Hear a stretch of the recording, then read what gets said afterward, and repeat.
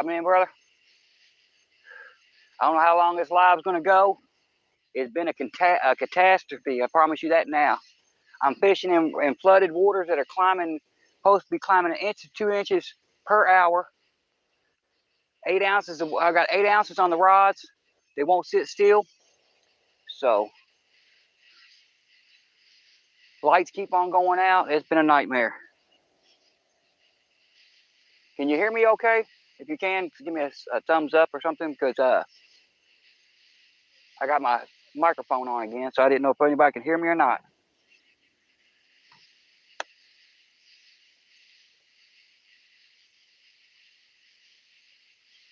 Hey, Tara, how's it going? Tanya, how's it going? Oh, you can't hear me? Cool. I got cut bluegill on both the green and the orange rod, and on the purple rod that you can barely see over there in the corner, I've got one of my half of last night crawlers. I had 2 night crawlers when I got down here, and I went ahead and put one on there. I got to cast it in close to try to see if I can't catch some bait fish, either a white bass or a carp. But we're gonna do the thing. I don't know how long I'm gonna be live because the water's climbing up like crazy, and I also forgot my phone charger for my cord.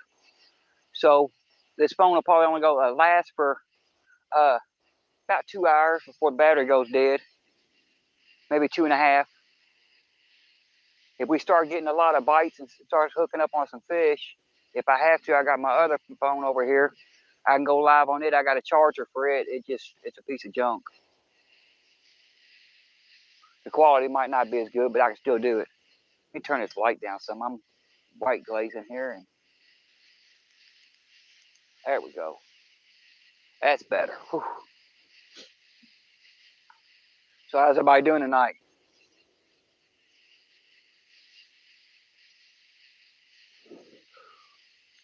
Hopefully we get a fish we can see. Yeah, y'all should be able to see. Cool, that's good to hear. It's good to hear. It's been a nightmare for me, brother. I've got 3 cars broke down in my yard. All 3 of them I'm in the process of rebuilding at the same time. My wife's newest car she got said that it needed a throttle body clean. Hey, a 4.5 pound flathead, I'll take it any day. 411. That ain't much smaller than my PB, buddy. Since I started YouTube, I restarted all my PBs. Because if I don't have it on camera, it's not fair to say I've got it. So on camera, all I've got is 11.5 flathead. My biggest blue's 39 pounds on camera. We're hoping on breaking that. I got a new spot that I want to go to. Some friends been telling me about. So apparently they've been doing pretty good up there. Oh, it's a nightmare, man. It's a nightmare. I mean, the picture that I showed that showed the tree underwater, that's no exaggeration. I've got 4 foot of bank here, if that. I mean, literally, maybe 4 foot of bank going across. I didn't want to come to this spot. I was going to come down last night before the river got too high, but I got into it with my wife over me coming down here when I wanted to. I didn't get down here in time, and I didn't want to come down here in the dark. Did not want to come down here in the dark. Skull Rush, how's it going? Because with the river being flooded like this, I want to be able to see where I'm going. I don't want to take a chance of walking off someplace and not see where I'm going. And I didn't get out of the house and done around the house working on the cars and doing stuff around the house until it was already dark. So I didn't get to come out last night. And then I was going to come today, and wife happened to go do shopping today, so I didn't come out today. I'm like, well, I can't win for losing. I looked at my wife. I said, you know what? I don't care how dangerous it is or not. I'm going down there. I'm going fishing. I've spent the last 9 days working on cars. No, I do not, Skull Rush. I pulled the tranny out myself the other day because I didn't have no help. I ripped the whole tranny out, had it laying on the floor. I checked the throwout bearing. I checked the clutch.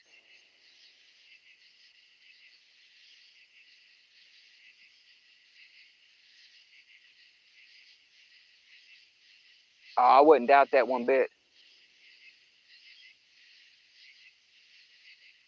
Oh, don't worry, Tanya. It's already coming your way. It's already coming your way. But yeah, I pulled the transmission out, had it laying on the ground, and checked out the clutch, the pressure plate. I checked out the fork, thinking it might have been bent.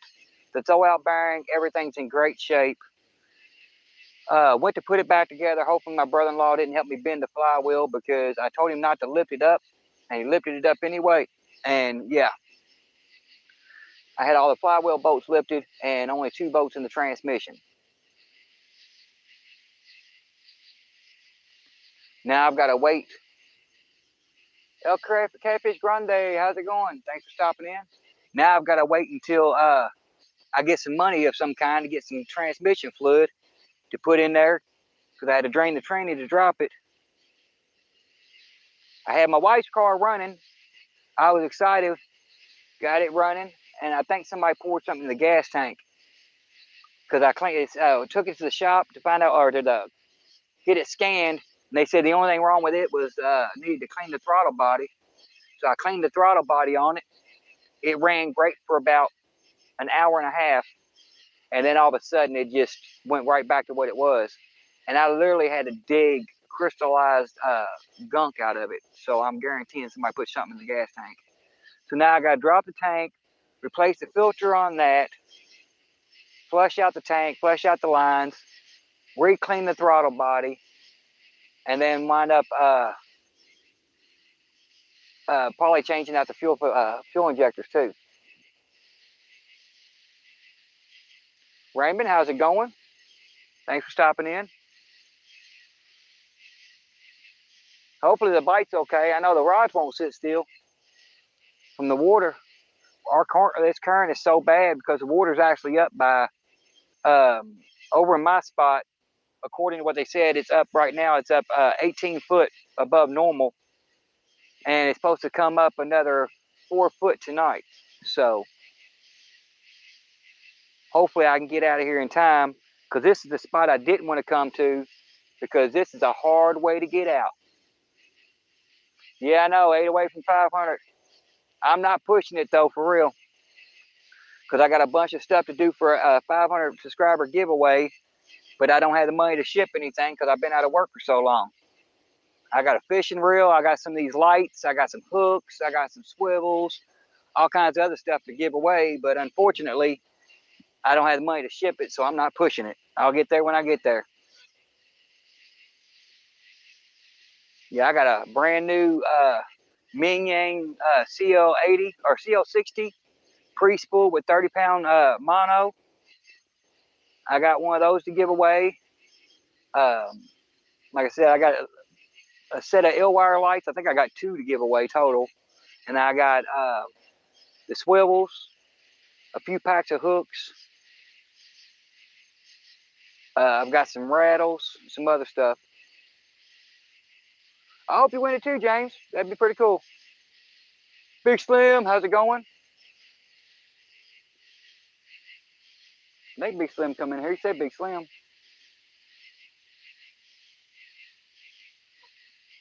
Yeah, I'm hoping on winning it, so, or having it soon. But and I actually hope everybody gets something. You know, I'm probably not everybody's going to be able to get something, but I'm gonna have at least 10 or 12 things to give away. So I hope all the people that's been with me for a while and they come into all my lives, I hope they're the ones that get it. And it's going to be a last minute thing. Once I get the money to do the shipping, I'm going to make it a last minute thing, and I'm going to make it to where you have to be subscribed to me for so many hours. I'll probably only do 2 hours or whatever like that, but you got to be subscribed for at least 2 hours, and then have it to where I pop it up and then let all my subscribers know, you know, like a day in advance instead of, you know, a week in advance. That way I don't have like everybody and that ain't subscribed coming in.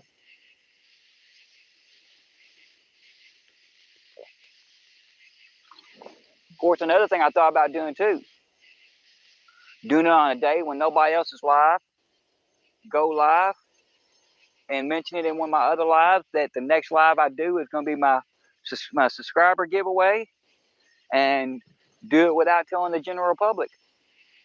Just make sure that all my subscribers know, and that's it. Because I did a giveaway right when I started YouTube. Lance, how's it going? I'm hoping I'm getting it done. When these rods go, we'll be getting it done. But yeah, when I very first started YouTube, I had a bunch of stuff and did a small giveaway just for the fun of it, because it was around Christmas time. And I had people that wasn't even subscribed to me come in. I had like 25 people come in and everything. And the guy that won it wasn't even subscribed to me. He was, but he was only subscribed to me for like 2 or 3 hours. And then he unsubscribed about 2 days later. I'm like, really?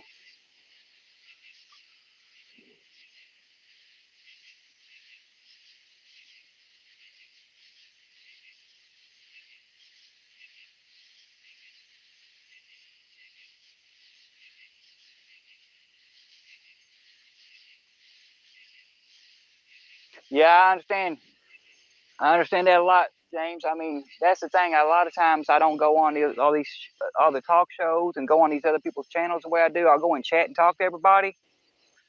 But yeah, I mean, Avid wanted me to come into his do his show last year, and it took me almost 9 months to get an opening to come into Avid's show. Because between me working, I was working 70 hours a week. Plus, I take care of my wife, which is disabled. My stepson, who's slightly mentally, Beverly, how's it going? Slightly mentally disabled. My handicapped sister-in-law.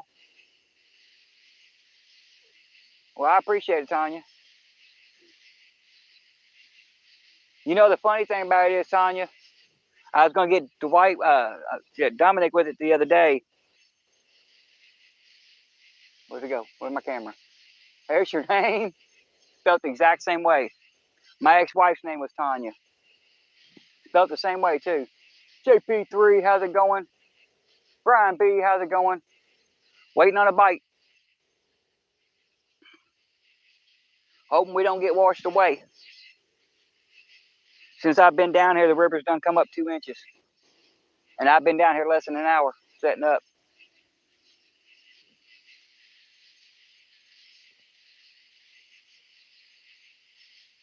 But I'm optimistic, because usually when this water comes up like this is when they be biting.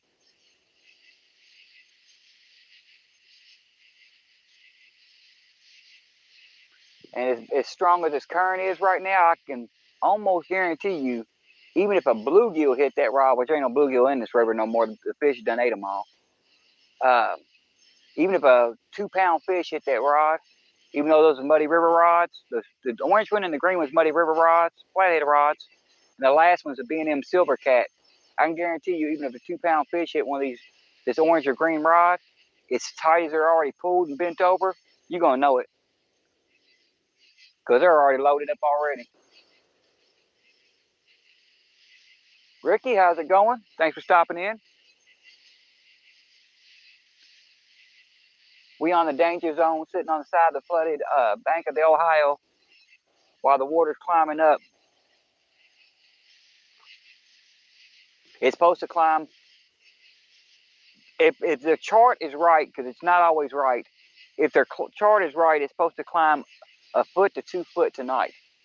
And I'm literally 1 foot from the bank, from the water. I'm on the only dirt spot in here. The rest of it behind me is all straight uphill and all weeds.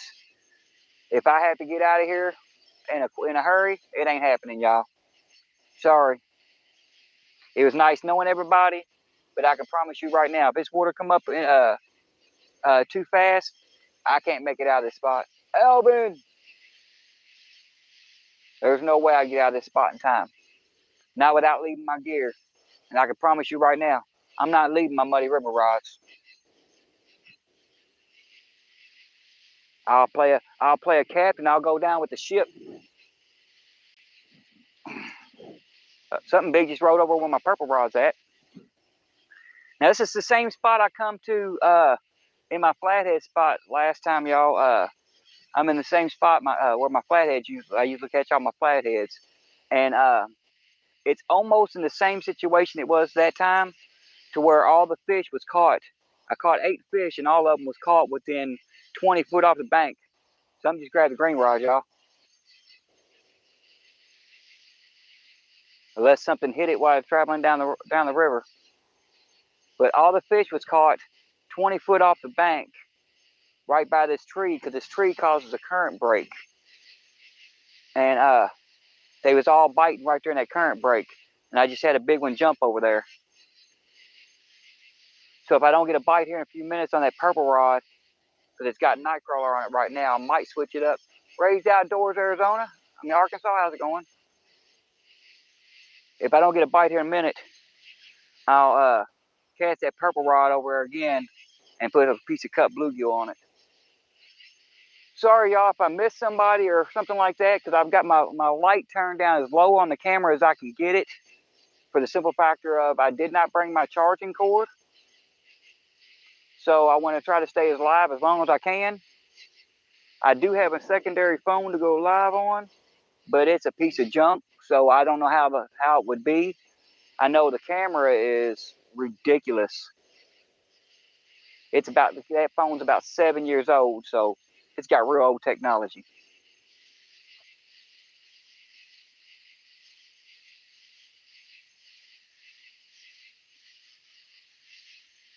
And what I've got going on right now with this green rod is casted at this angle, going this way, about 80 yards out.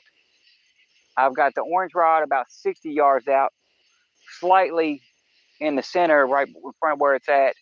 And the purple rod is casted about 25 yards out over this way by this tree, which is where that current break is. And that one live where I caught them 20 fish, I caught a 20-pound blue on a piece of bait the size of a nickel. Was right here in the exact same spot and everything else, and I've already got them moving around over there. So if they're moving around over there already and I can hear them splashing, then it's a good possibility that if I put a piece of cut bluegill on there, I'll be all right. Of course, right now all my bluegill's still frozen, so I've got it out thawing right now. One of them bluegill is literally that big. Biggest bluegill I've caught in about 2 years. That sucker is huge. And I'm just gonna cut it in 2 pieces. I'm gonna cut about that much of the fins of the tail off, and I'm gonna cut it in half. I'm gonna throw half on each, the green rod and the orange rod. I would throw the whole thing, but I ain't got that many baits. I think I've only got like 7 bluegill is all I got with me tonight. Because I didn't get a chance to go to the creek or nothing, but 7 bluegill should be plenty enough. And I got 2 night crawler.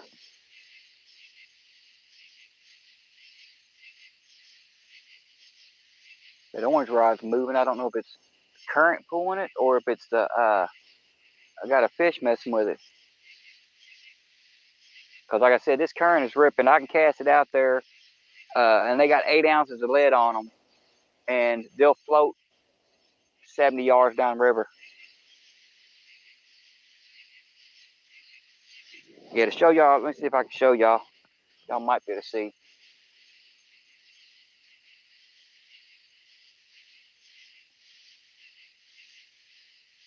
No, y'all ain't gonna be able to see. Maybe if I got my headlamp over there. That tree's underwater, y'all. When I said I'm fishing flooded waters that are rising up, I was not lying. There's a tree. That tree's supposed to be on land. You see the caution line wrapped around it. We underwater. And there's a big old fishy jumping right there. Yeah, like I said, they're out there. They are out there.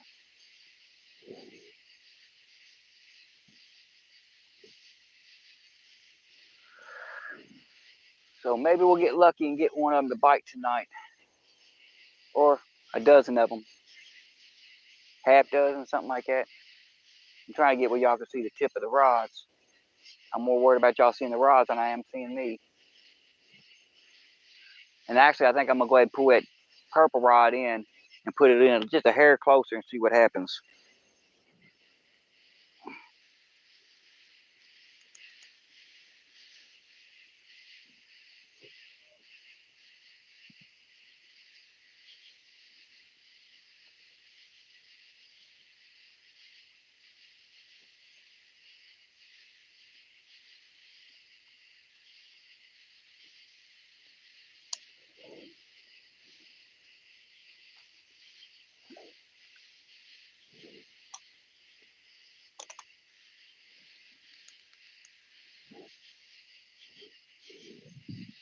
All right, we got it right up close, y'all. Up real close. Let's see if that thing gets hit. I might try to see if I can't move some stuff around so y'all can see better. I know y'all can't see that purple rod real well.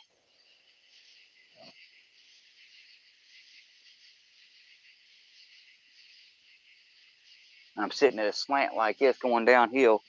If I move too fast, I'm going to slide right in this water.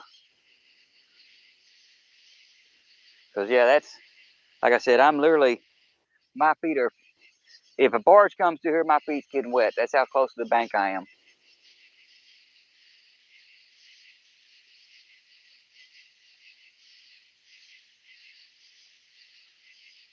The only reason why I brought the night crawlers is I'm hoping on catching a small carp. I've been pretty successful with catching carp the last few times I come out. I caught one on night crawler the other day right after I ended my live. That was perfect bait size, but I let him go because I was already heading home. Wasn't no sense of keeping him because I knew I wasn't coming out for a couple. I wasn't planning on coming out for a couple weeks because of these cars. I knew I had to work on them, so I wasn't gonna take him home and stick him in the freezer.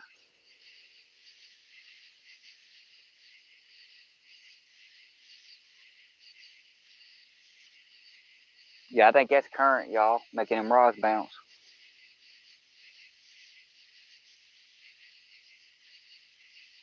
Because it looks like it's done drug my line all the way down, about 80 yards down that direction. Now, if I could have got down here with some live bluegill, I would be casted out about 40 foot in front of me with that green rod with a live bluegill. Because that's my debris pile where all the big flatheads are. But unfortunately, I didn't get to get no live bluegill.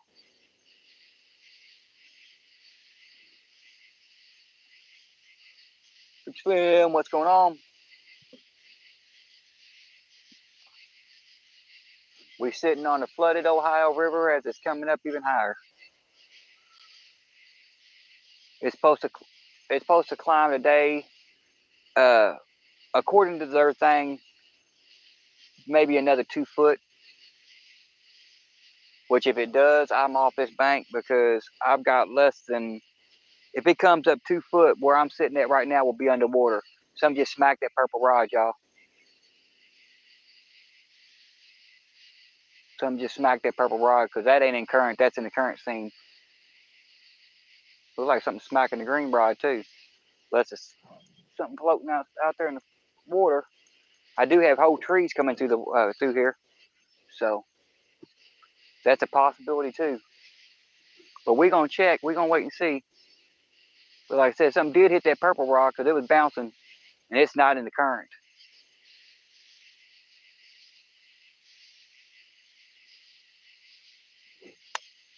Come on.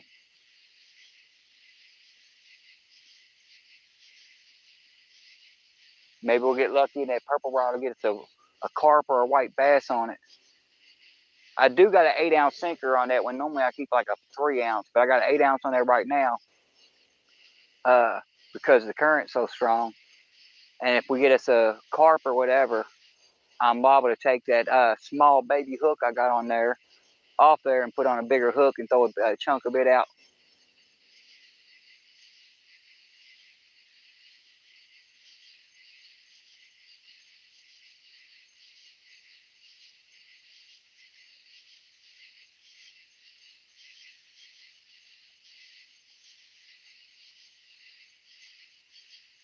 Now I'm hoping I don't get a bunch of salad tonight. Usually when it floods, I start getting that grassy buildup on my line. Usually only does that right after winter or spring, or I should say. Usually during the summer, even when this water comes up, I don't have to deal with it much. But I don't know, because as dry as the grass was, everything was dying, so there's no telling.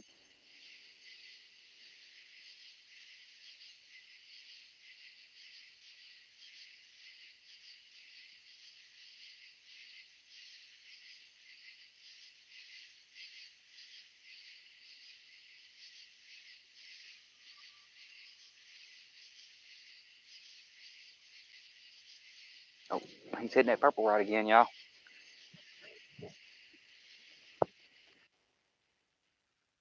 Ah, missed him. Missed him, y'all. He was bouncing it, though. Check my worm. He didn't get all my worm. I still got most of it on there, so I'm going to throw it back out there.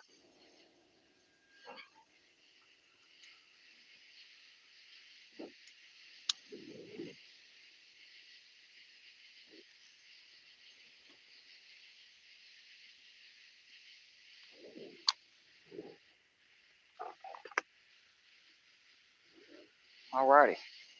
Let's let him take it. Let him take it. He can take it all he wants, y'all. Step off the camera for a second.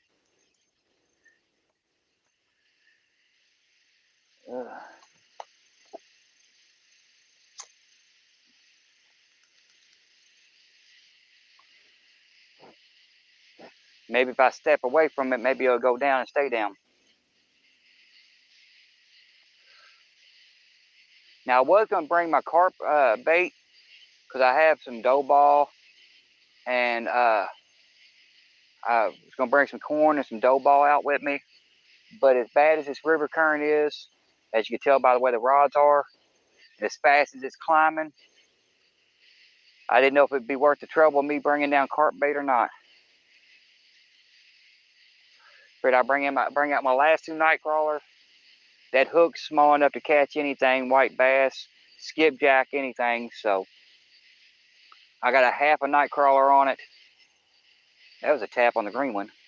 I got a half a night crawler on it now.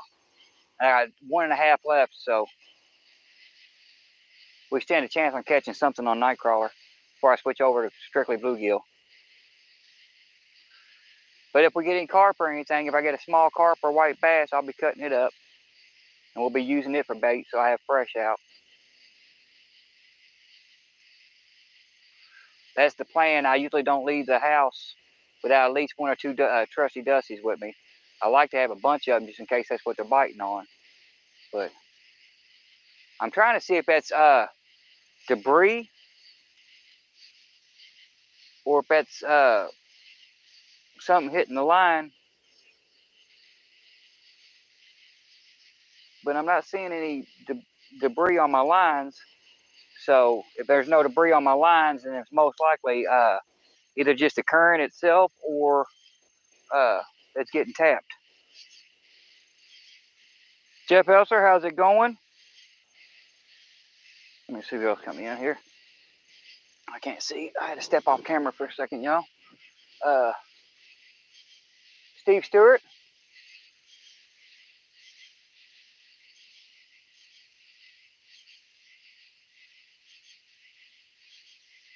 Right now I'm in Louisville, Kentucky. And I'm on the lower McAlpine pool.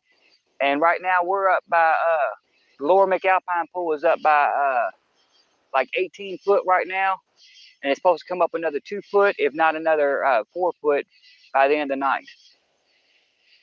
I got trees underwater right here, and I've got less than 4 foot of bank to stand on or sit on.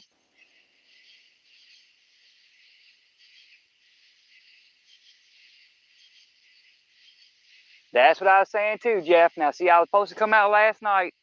Me and my wife got into it last night about that, and I told her, I said, originally I was going to name this live, if I die, thank my family.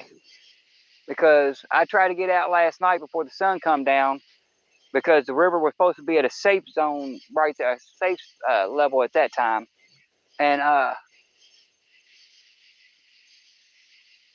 she needed me to do other stuff. And then by the time I got done, it got dark. And I told her, I said, I'm not going down there before unless I get down there before dark.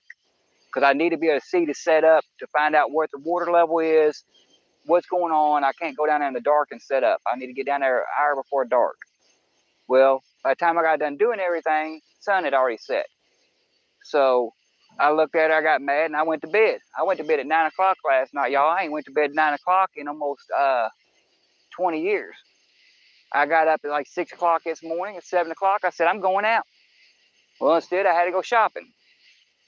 And I looked at her, I said, if I live or die, I'm going tonight. I don't care. I'm tired of playing games. I need a break. Oh, I ain't got to do a rain dance. We got rain coming too. Supposed to rain for the next 5 days. Supposed to rain for the next 5 days. This is my only day. I had a 12-hour window where the water was down enough where it was safe to fish, and on top of that, where I didn't have no rain. And between my whole family, everybody in my family, they made sure I didn't get out here in that safe time. But considering the factor I've been underneath 3 different cars for 9 days straight.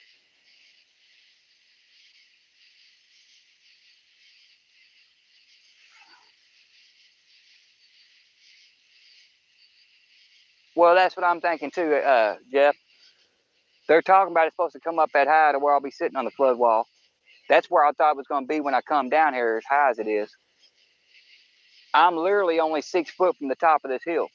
Literally only 6 foot from the top of the hill. The problem of it is I'm on the hill that I can't get out of. I cannot roll my cart out of here when I go to get out of here. Not by myself. So I've got to take piece by piece up and then load my cart at the top of the hill. So if its water starts climbing too quick, I ain't getting out of here. I'm taking a swim. CBA, how's it going? I'm just going to be taking a swim, and I don't care. It wouldn't be the first time I swim this river. I'll wind up down river somewhere, because I can promise you right now, this water comes up. Only way I'm getting out of here in time is if I leave my gear down here. Guess what? I ain't leaving my gear. I ain't doing it. I'm not leaving my muddy river rods on the side of the bank where I'm going to get washed away. Nope.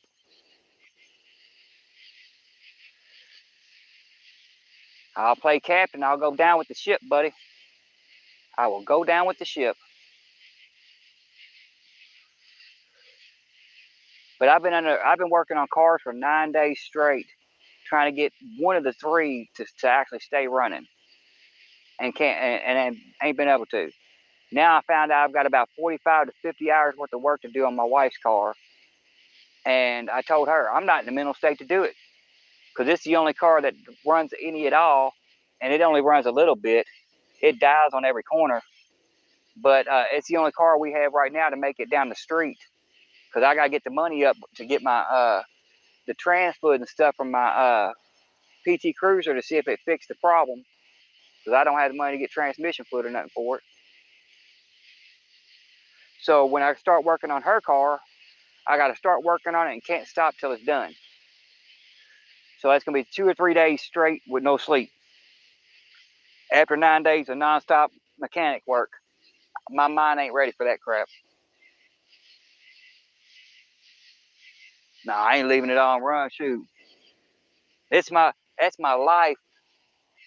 It's my life. Seriously, I suffer with severe PTSD that I've had since I was 16 years old. They've tried me on every kind of medication they can try me on. Nothing helps. But me being out here for 5 or 6 hours, it calms my soul. And I'm not losing my muddy river rods because I don't go fishing without them. Ever since I got them. Refuse.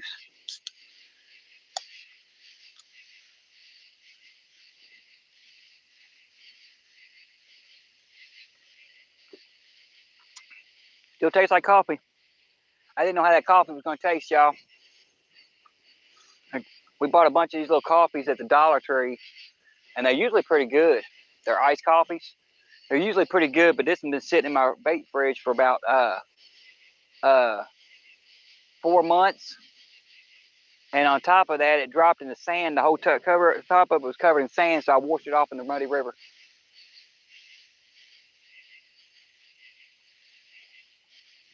Well, that's what I'm saying, CBA. I've got no choice. You know, like I said, I've been working on cars for 9 days straight. That's why I ain't been fishing. I've been under a car for 9 days straight. I pulled a transmission out of my PT Cruiser by myself in one night, and started trying to put it back in, but I couldn't get it up on the jack by myself.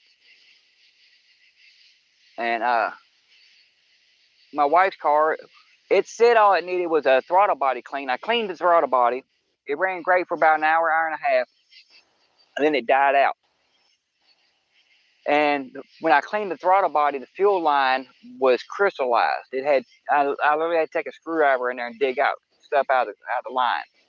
So I'm thinking before she bought the car, the lady that had it before her, it had been sitting for a while. I think she had made somebody mad and they poured something in the gas tank. I'm about 80% sure of that.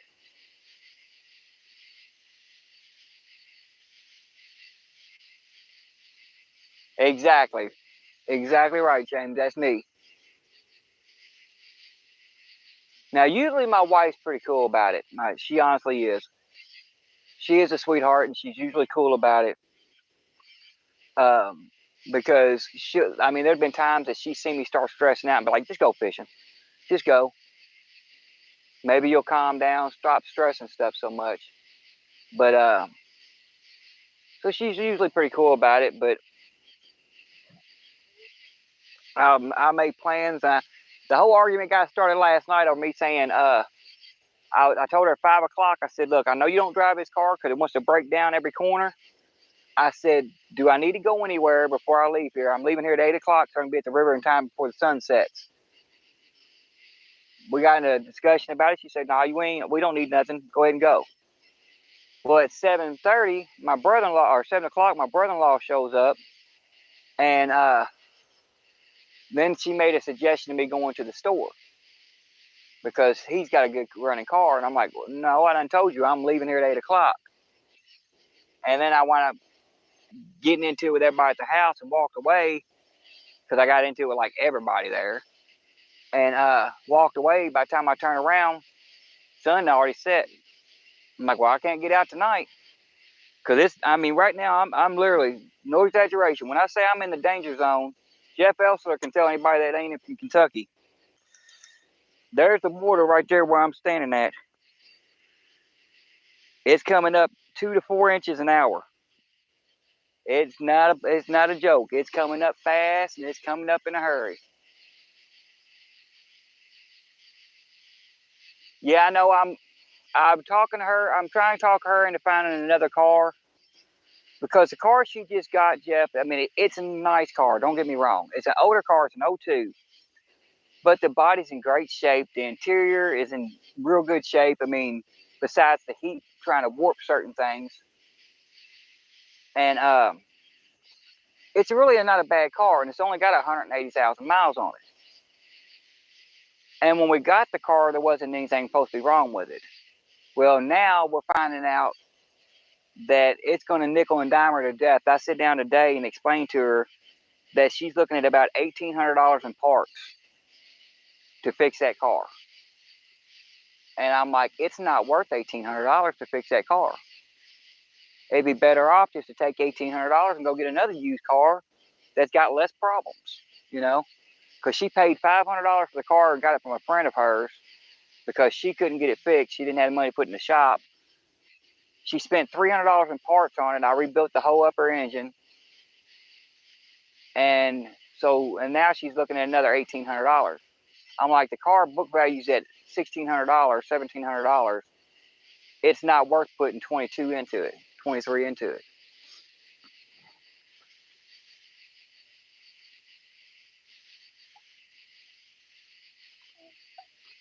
But it still leaves me with a dilemma, because then we got to find a car to ride around to find a car. That's why I'm in a hurry to get this PT running. Once I get the money up to get the transmission fluid for it, I'm going to go ahead and get the PT running, and I'm going to drive it the way it is with no clutch or not. They might only have a quarter of pedal of clutch, but I'll drive it wherever I got to, so I can take her around and ride her around to see if she can find her a car. In the meantime, I'm going to rebuild the one she just got. I'm going to try to see if I can salvage it without spending that much money. I'm going to drop the tank on it, pull the fuel pump, clear all the lines out, change out the fuel filter, and maybe try to replace the rubber lines. I'm going to try to do everything for about $100 and see if $100 can fix it or so. Because I know when the throttle's staying clean, that car is a beast. Got a little V6 in it, and I tell you what, it registers 160, and I would not doubt it doesn't do. I guarantee it does every bit of 160. Because when I had it running right the day before yesterday, before it clogged back up, I got down on it coming through my neighborhood, and I mean, as soon as I mashed the gas and tires were spinning, I was almost sideways. I was like, oh yeah, it's got some ump to it when it wants to run.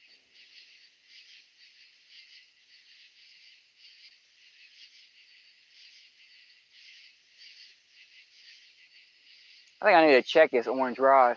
That sucker just keeps on going like this. It's tight and loose, tight and loose. Most likely it's all just current, but at the same time, there could be a small fish on there, and I won't even know it because the current's pointed so much. Because the green rod's moving a little bit, but it's out further in the current than the orange rod is. So I don't know.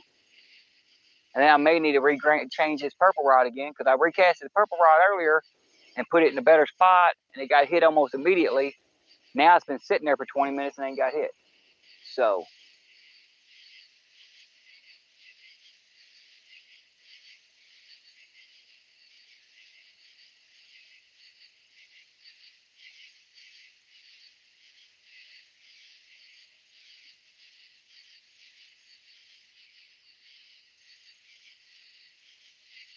yeah, I said something to her about it, Jeff, and I'll remind her about it.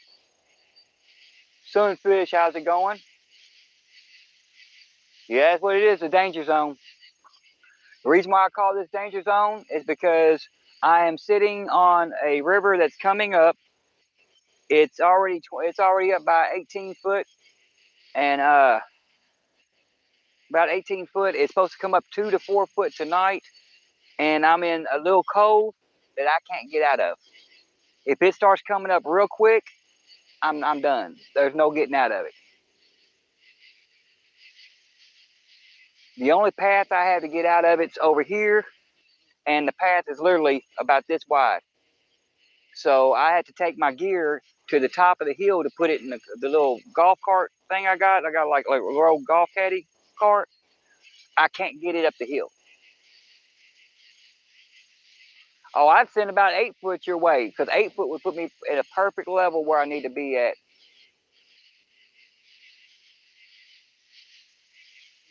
Yeah, the problem of it is a lot of times Tanya don't want to take you with him. My wife, she's okay about fishing as far as she don't mind doing it. She's not into it like I am, and she will go fishing with me. But her being disabled is almost impossible, because I have to walk to my spot, which is about a 6-block walk. She can't walk that distance, and then since she can't walk that distance, she don't come down here with me much. She's been down here with me once, but also she's had 1 major stroke and 3 minor strokes, and she can't be out in the heat. If she gets out in the heat for any amount of time, because we went to Taylorsville Lake one day, and her whole face started drooping down. She started slurring. She couldn't grab anything. We almost had to rush her to the hospital. Then we found out, oh, you can't be in the heat. So unless I can keep her cool, there's no way to bring her with me. Sandy Toes, how's it going?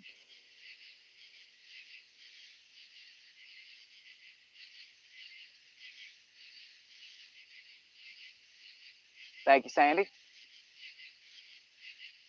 Yeah. I hope the water stays down.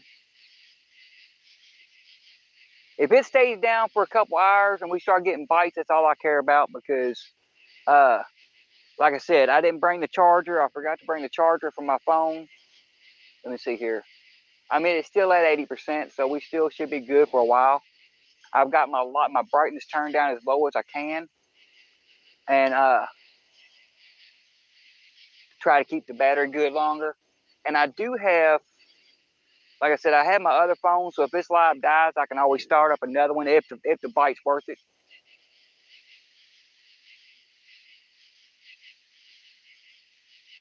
Oh, I understand that, Jeff. I understand that 100%. I deal with it every day with my wife. I don't even let her go out of the house most of the time. I'm literally scared when she takes the car out because the last 3 cars we didn't have AC in them, so I panic. That's why I do all the shopping and everything else because she gets out in that hot car and it's over.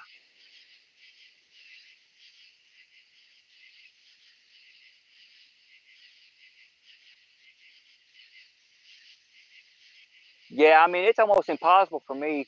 It honestly is. It takes me. I left my house an hour and 40 minutes before, about an hour and 30 minutes before I went live, and I was still setting up because it takes me almost, even though it's only a 15-minute walk down here, it literally takes me close to 35 to 40 because I got to start climbing down the hill and I got to stop. And then I'll wait for about 10 minutes and I'll start moving again. Then I have to sit down for a second. Then I'll go another few feet. Then I got to sit down again. And then I get down here and I start trying to rush to get things set up. Then I got to sit down. I was still sitting down when my wife called and said, you going to live at 9:45? I'm like, yeah. She said, well, it's 9:43 now. I'm like, crap. I still got my lights over there. My GoPro was over here. My rods wouldn't light up. I'm like, you got to be kidding me. I'm in there taping wires and stuff together. Because the purple rod and the orange rod both acted up. Now, last time we went fishing, the green rod wouldn't work. I put new batteries in it, changed a few things around. Now it works great. Ain't cut out the whole night. The green rod wouldn't light up. Then the orange one wouldn't light up. So I switched to power banks, and they both work.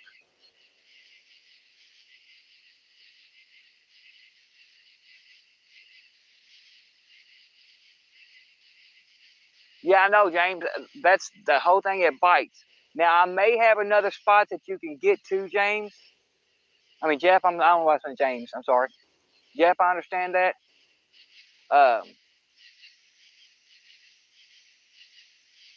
yeah, I had to put blue lights on it last week, and I took them off, messed with the wires, and got it to work.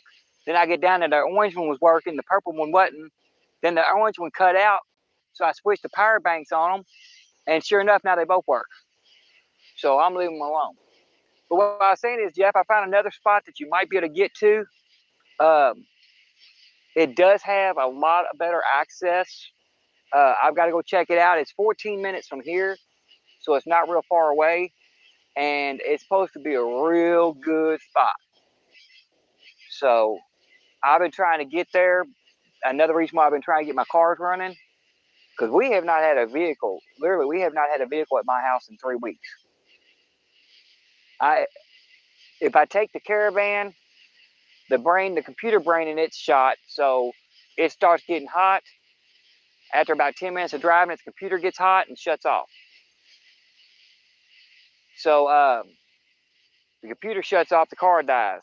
Then I got to sit there for 20 minutes, finally get the car restarted. I drive for 5 minutes, it shuts off and dies again. So just going to the grocery store, which is only a mile away from my house, if I take the van, can take me up to 2 hours to get there. I mean, it's that bad. And then her car, when you first start it up, it runs like a dream. You get about a block away and it starts hesitating. Chad, how's it going? Her car starts hesitating. Then it dies out on you. And then you literally have to drive it like you did the old-fashioned cars. Foot on the gas and on the brake at the same time to keep it running at stoplights.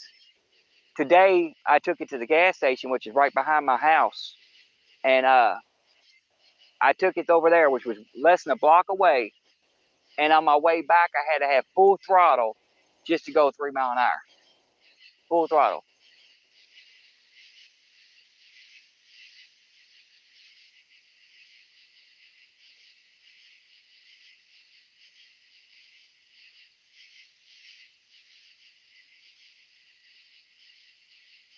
I didn't know there was a little pond over there. I'm gonna have to check my map again. I seen one on Google Map that's right there on at Johnsontown and Greenbelt.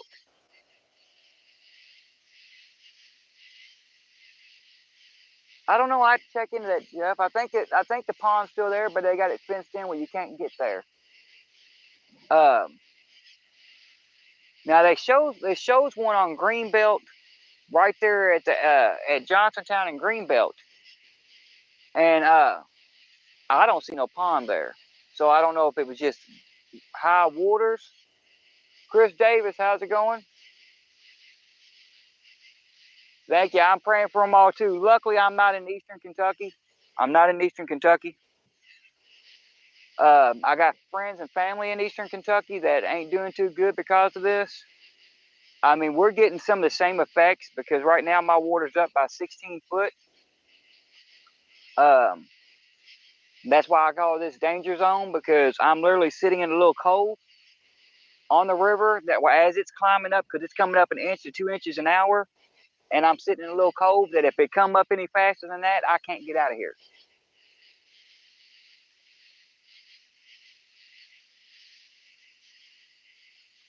Yeah, I think I know what you're talking about. Yeah, I think they got that fenced off now to keep people out of it. Now, you know that little creek right there on Greenwood, uh, you got the little creek right there on Greenwood and Greenbelt, and that little creek right there that you go across where everybody parks to that church and walk down that creek. Um, that's the Creek of Monsters down there. I have seen people down there fishing. I went down there. There's a lot of trouble down there. There's a lot of shady people. Let me just put it that way down there. And I was down there one night. I went down there for one day. I didn't go at night. I went down there one day for about 45 minutes. And I watched a guy, and he had a nice rod. He had one almost like one of my Muddy River rods, medium heavy. And he got smashed with something down there, and it bent that rod in half. I'm like, really? He goes, yeah, there's all kinds of fish down here. And then while we was down there, I watched a guy come back, uh, and I'm not going to tell anybody what the guy looked like or nothing else because he did something he wasn't supposed to do. But I kind of appreciated it a little bit. He went to a pay lake. He caught like 25 channel cats, decent sized channels, and he had them sitting inside the creek in his cage to keep them alive. Because he was waiting to cool off and everything else and get some rest before he started cleaning them. Instead, he just let them go. So I know they're all in there.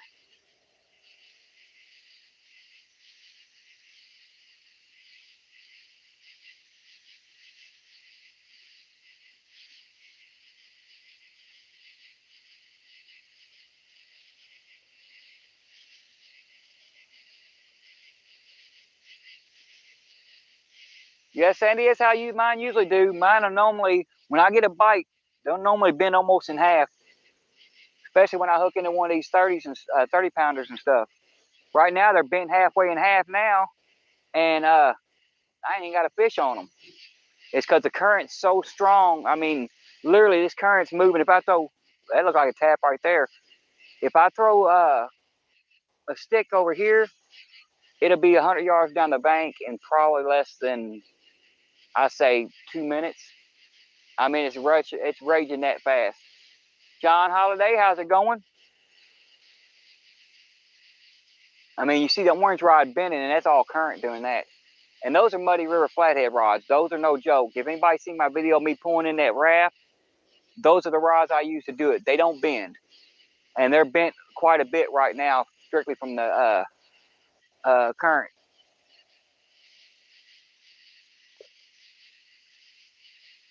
And that's with an 8-ounce sinker. It's dragging that 8-ounce sinker across the bottom.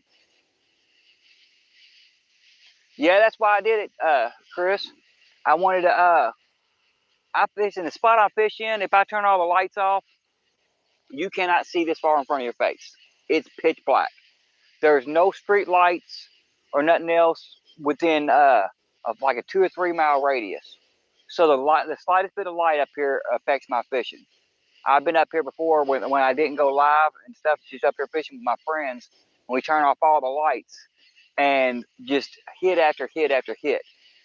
That's why I have to keep my ring light on at the lowest setting.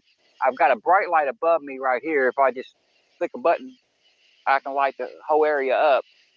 But I keep it turned off because the lights mess with the fish. So I wanted to be able to see my rods in darkness, so I just wrapped them in the eel wire. It kills me on batteries, but you know what?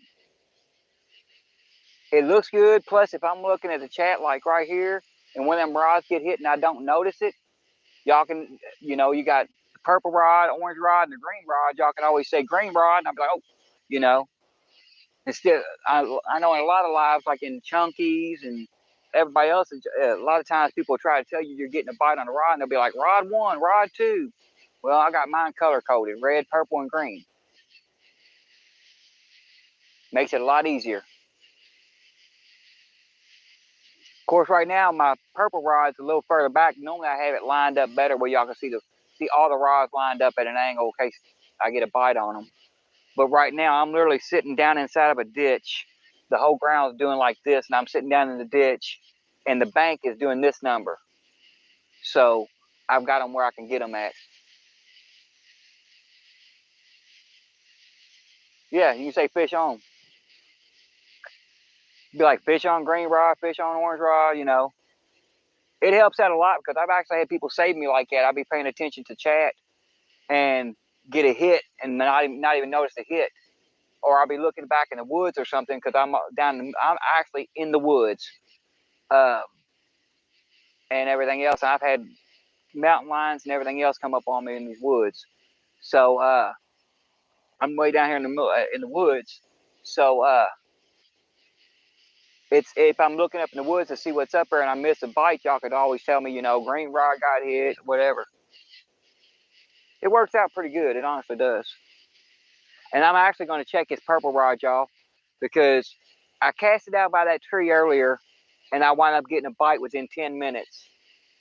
And now I moved it, and now I haven't got a bite in like 25 or 30.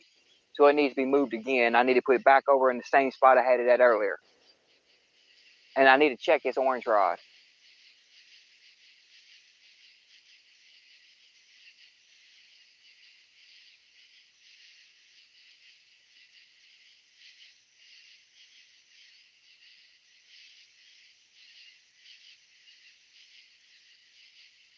Make sure I ain't see nobody in chat.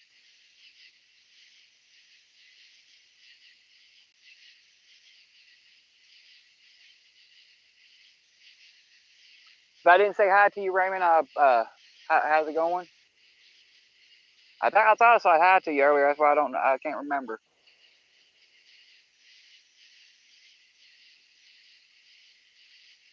Yeah, it's not good when they sneak up on you. It's not good at all when they sneak up on you. And I didn't even see him. I never once saw him the whole night. I honestly didn't. I heard him coming down behind me, and I was like, okay, well, there's something behind me. And I couldn't find him. I was sitting there looking and looking and looking, couldn't never find anything. I got ready to leave the next morning, and there was paw prints this big behind me, less than 6 foot from behind me. I'm like, yeah, that's not good. If he got that close to me, yeah, it ain't good. We got a barge coming through, y'all. Maybe we'll get a barge bite.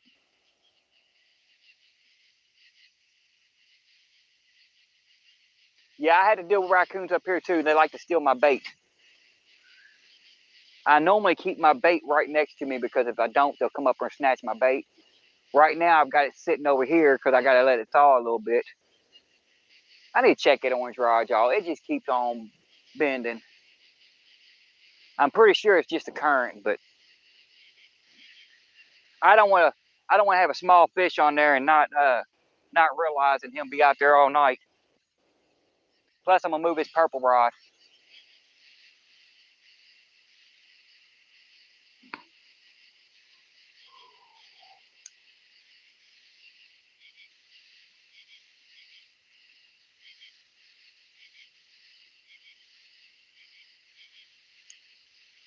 You still ain't get off my night crawler yet.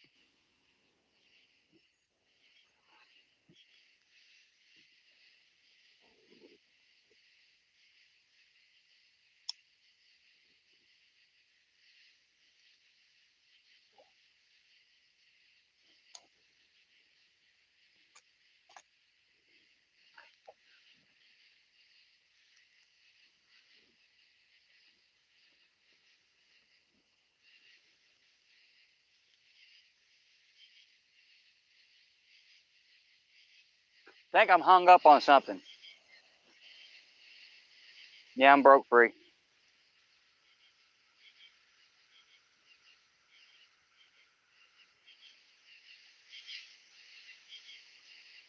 I was hung up on something. Bet this green rod's hung up too.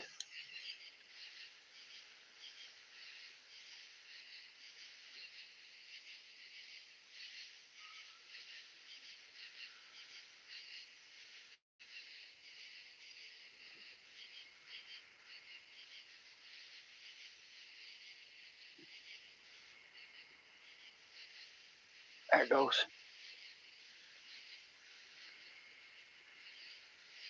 I'm gonna go ahead and pull this green one in and check it. See if I got that grassy stuff all over it.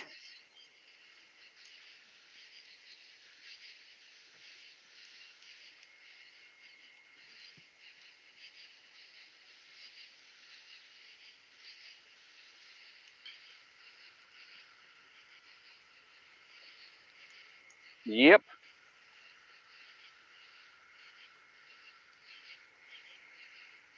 Getting that grassy debris on it, y'all.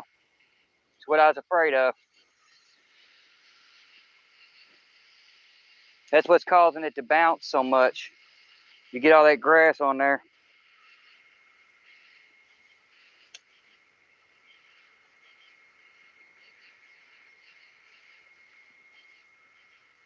I was hoping I wouldn't have to deal with this part of it tonight.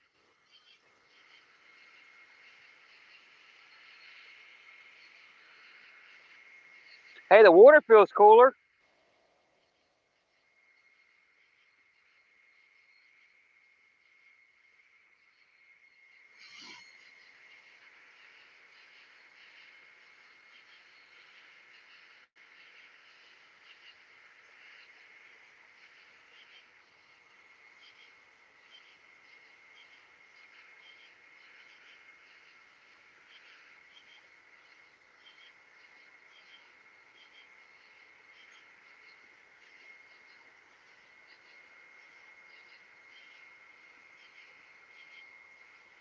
I think there's something on my orange line now.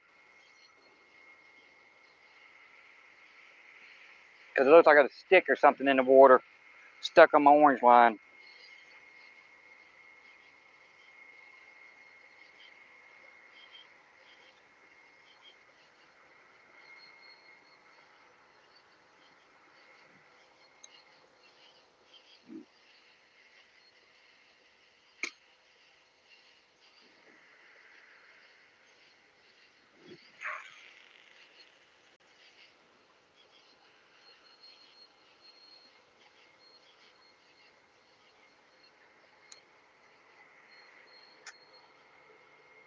Trying to hit the barge.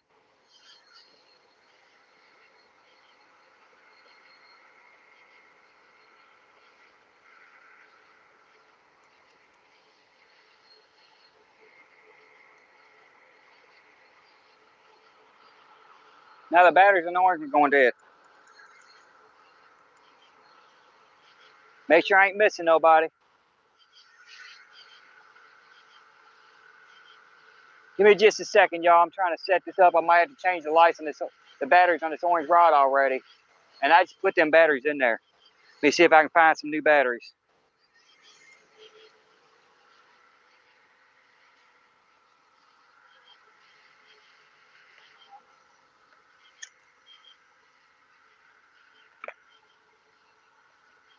And I apologize, it's gonna get loud, y'all.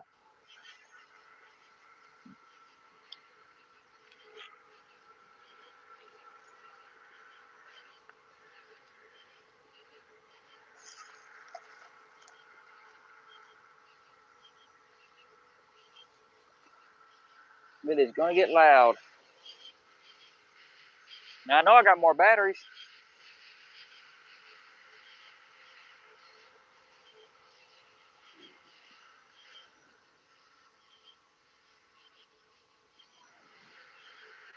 This is why you don't buy cheap batteries, y'all. They don't last. They do not last.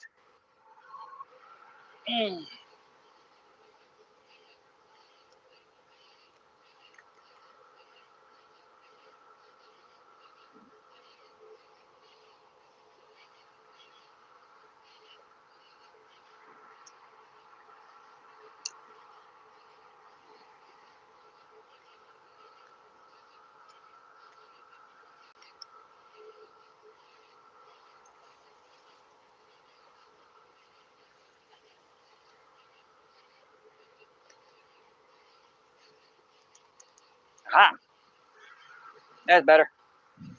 Yeah, these cheap batteries, man. I buy these dollar store batteries. They don't work for nothing. Oh, yeah, I might be downstream.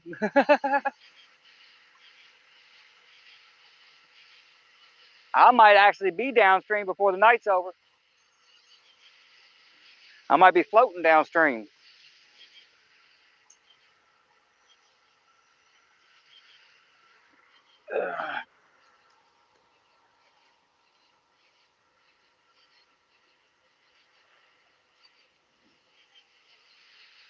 I may be floating downstream before the night's over. Come on now. Is there something on that line or what?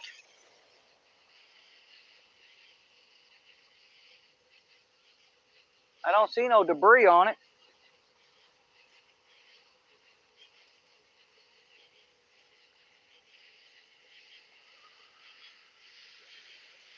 Now, if we see the purple rod go over, y'all, that's going to be a fish. Because it's only at about 10 to 15 foot. And that tree that's underwater right now is making a real good current break.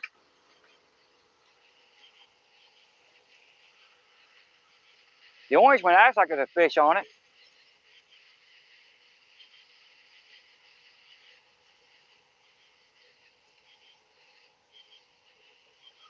It's acting like there's a fish on it, but it ain't no fish on it, I don't think.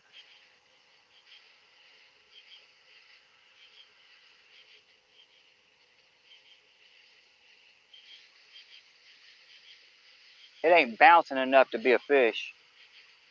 Usually if a fish was on there and hooked on there, he'd be bouncing a lot more than that instead of just pulling it tight like that.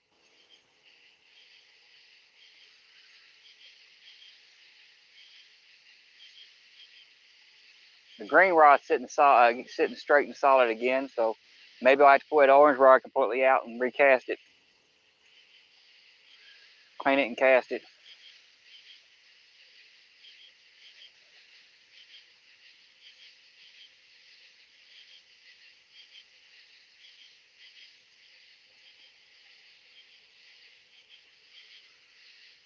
Now it will bounce a lot with the waves coming up from the barge. That's why I'm standing up here and not in front of the camera. So if anybody comes in, I apologize. I'm not trying to avoid anybody or ignore anybody. But right now where I'm sitting at, the slightest bit of water increase and I get soaked. The water's that high to where it only takes small waves and I'm soaked. I'm standing up on the highest spot I can get to right now, away from the water.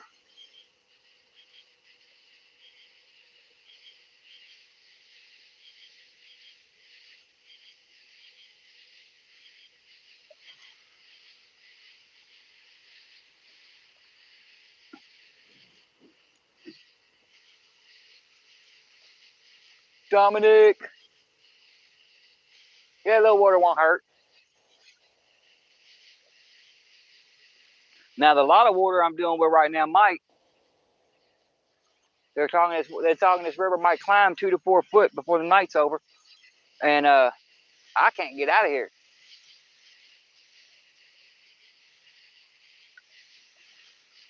If I had to get out of here in a hurry, it ain't happening. I'm gonna have to leave something behind, and I know one thing I ain't leaving behind. That's my rods. I might have to think about what else I'm not wanting to leave behind. I think I need to pull that orange rod in, y'all, and recast it, clean all that stuff, debris off of it. I'm gonna wait till the waves slow down a little bit. I might want to freshen up the crawler on that purple rod. They hit it right. They hit it right away. Now I ain't hitting it.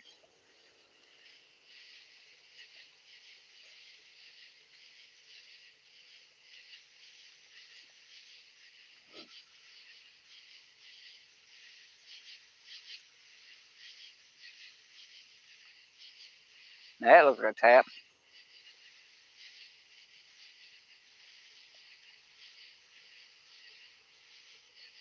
Yeah, I believe you probably would. You probably would leave Johnny behind. My bad news.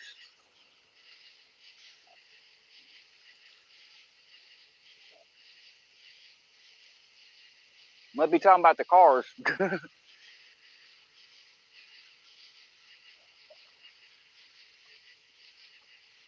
That's gonna be my bad news if I don't get out of here if this water comes up.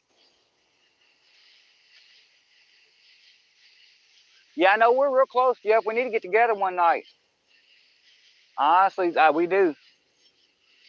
If I can get to the other spot, if I get the money up to get the PT Cruiser running, to where I can go check out that spot, I'll check out that spot, because all we had to do from what I've seen is drive straight down there.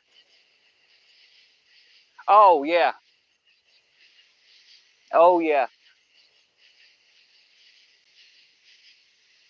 I tried to cover it up, but tattoos on your fingers don't cover too well. Hey, I got something good out of it. I got my son out of it. And we still talk. She actually lives about 2 miles down the road. Crappie Dave, fish on. How's it going?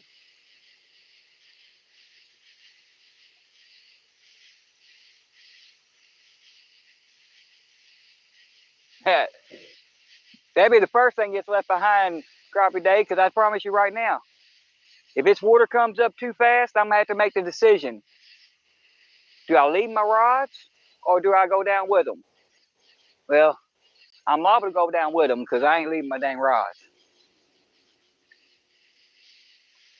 I'm going to check this orange rod, y'all. I'm going to pull it in and get some of that debris off of it or something. Because either there's a baby fish on there or that debris is just thick on there. It's probably just the debris. But it won't quit bouncing. The green rod doesn't stop bouncing on me. So it's got to be something. Of course, I just cleaned all that grass off of it.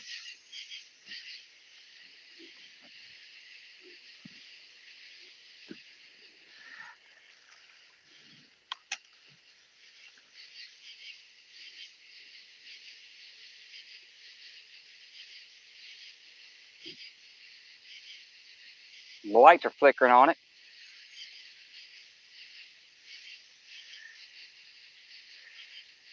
I got to replace the lights on all these rods. They've been on here for a long time. Yeah, I think it's all debris, y'all. Yeah, a ton of it. And I lost my bait, so I've been fishing on credit. Yeah, it's a little bit of debris, y'all.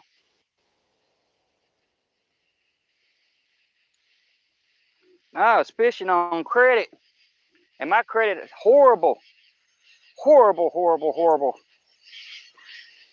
All right. Let me cut another piece of bait.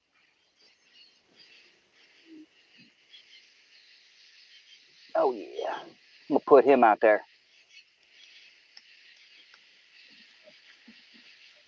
Put this put this light one out there. He's real bright. He should shine real good.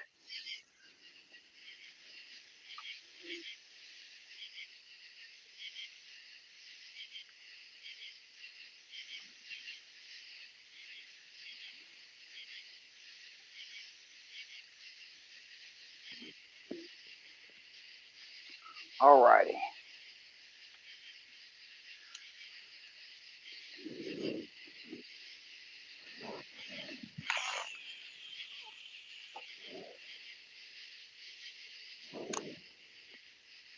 Sink.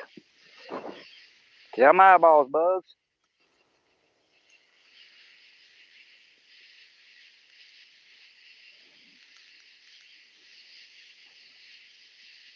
Really?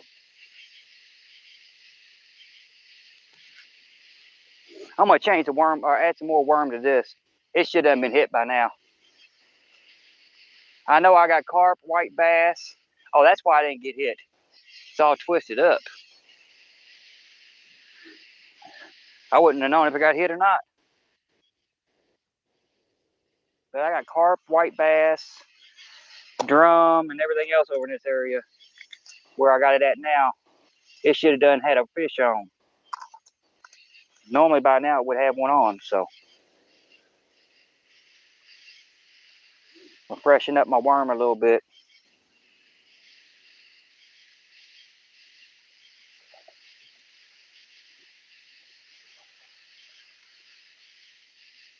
This rising water didn't do anything for the bugs, I promise you that now. They still out of control.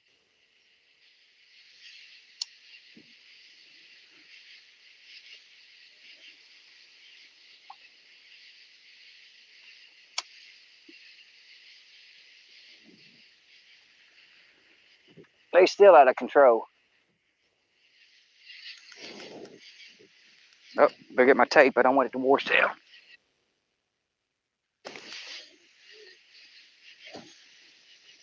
Alrighty. Now let's see what happens, y'all. Jen, how's it going?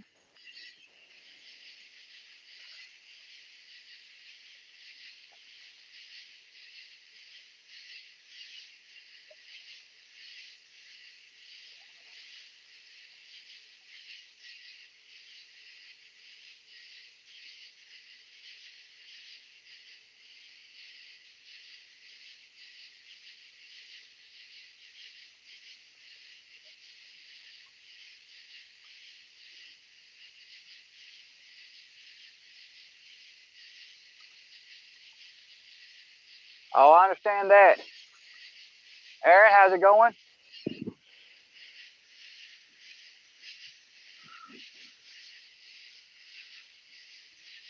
We down here in dangerous territory right now. I'm in my flathead spot. My normal spot that I would go to is well, it's underwater. Right now I've got 3 to 4 foot of bank is all I got, and the water's supposed to come up 2 to 4 foot tonight. They said it's climbing at 1 to 2 inches an hour. And in the cove I'm in right now, it will fill up quick, and there ain't no way I can get out of here that quick. That purple rod bending, y'all? Because that ain't in the current, that's up close. That look like it's bending.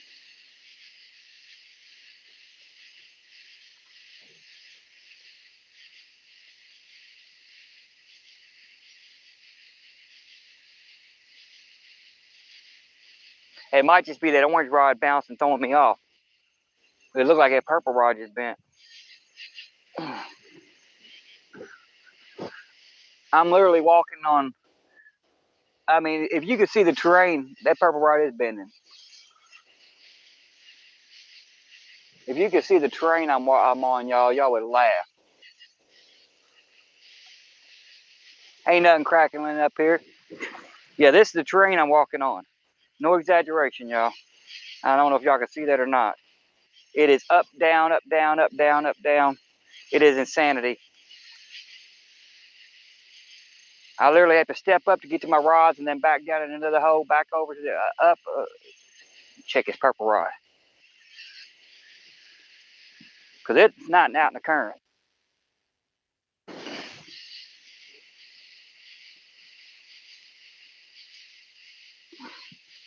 Nope. If there's something on it, it's small. Ain't nothing on it.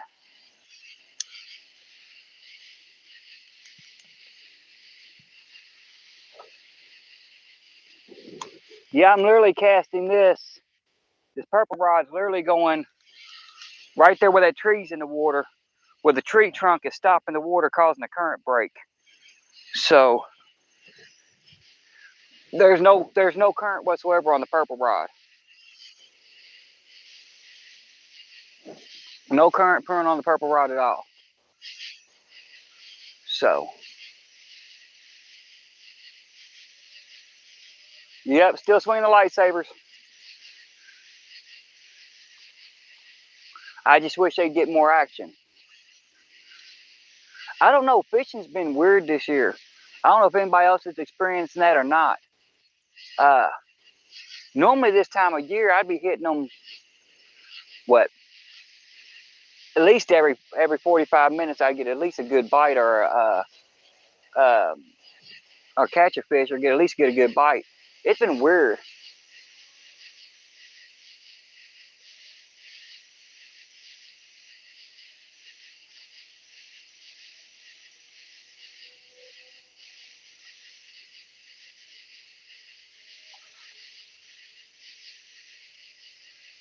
Yeah, I'm that far behind, Aaron. This chat stops rolling for some reason.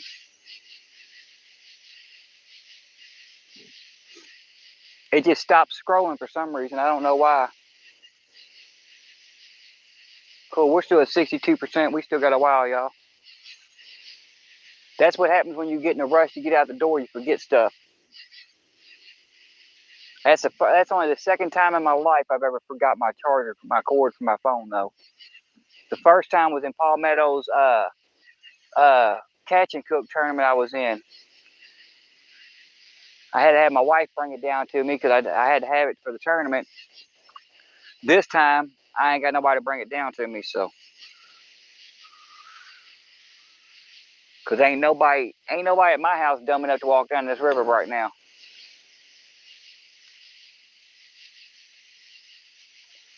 Yeah. I normally keep multiple chargers with me too, but unfortunately, I had to walk the whole space. I don't get the luxury to park anywhere. I walk out my back door and grab my gear and walk right out the back fence. I walk out the gate, roll my cart, and start roll over the hills and down to the woods. To Grandmama's house I go, over the hills and through the woods. And then, like usual, I'm sitting in the woods.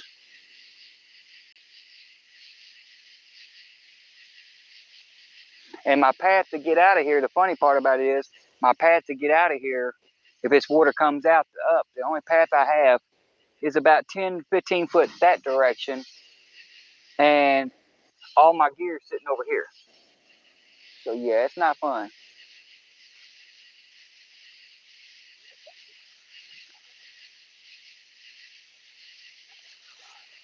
That's exactly that's the point of it. That's the point of it, Sandy. It's definitely the dangerous way.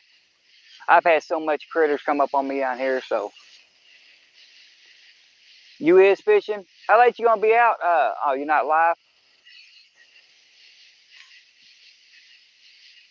I thought you might be live. I was gonna say if you're live, how late you gonna be out? Because if I have to end this stream because the battery dies on this, I can come up in your live. I'd let you up in mine, but the problem of it is I'm on YouTube because I don't have StreamYard no more, and I can't let nobody up.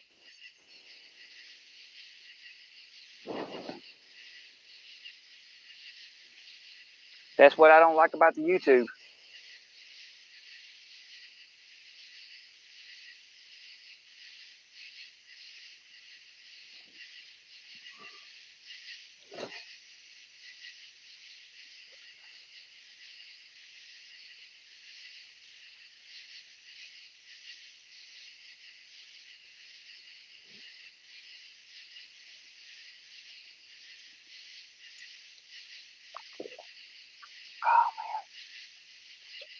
I don't know how good my river water coffee is gonna go over, y'all. I literally dropped it in the sand, and the whole top of it was covered in sand, and I didn't have water with me, so I rinsed it off in the river. And this river's toxic. I did dry it off the best I could and let it sit upside down for a while, so it'd be all right.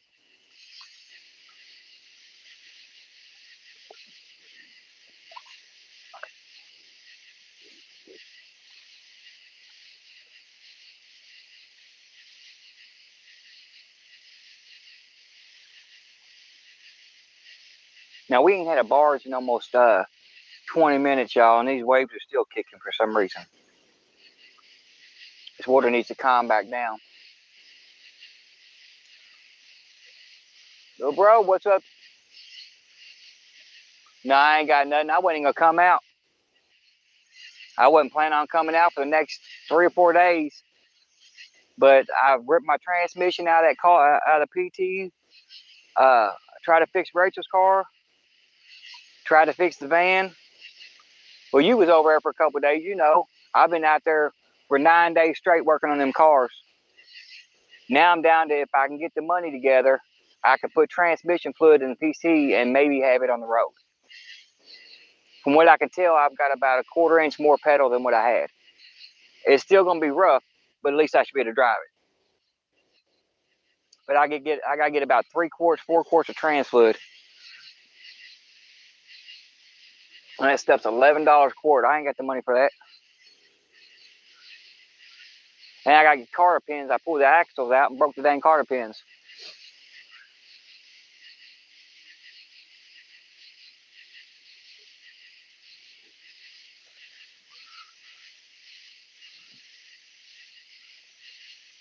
So, bro, you staying where you was talking about staying at, or you were over at Linda's or what?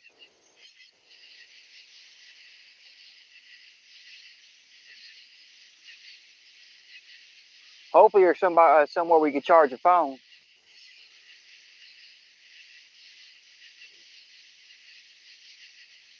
351. How's it going? You're in your woods. Are you being able to go and at least you're getting bites, Dan. I ain't getting bites. Maybe you should be the one live and I shouldn't be.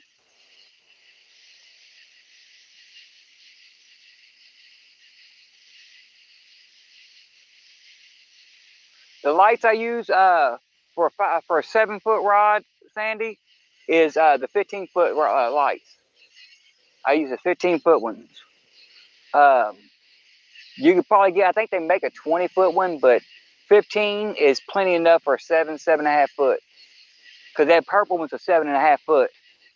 So, and these other two are 7 foot. So if you're using 7.5 foot rods, yeah, 15 is plenty.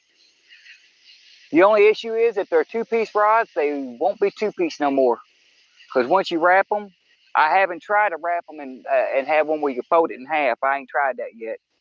I just use the solid rods. But yeah, that's all I get, the 15 foot.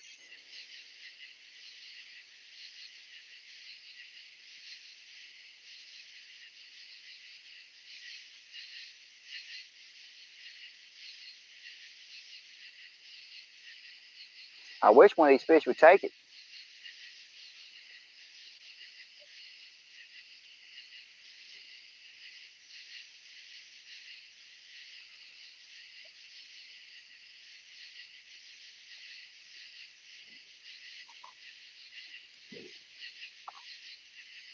Oh, I can imagine Dan's probably yelling more than commit to the water. If I know Dan, there's a few choice words that them fish didn't want to hear.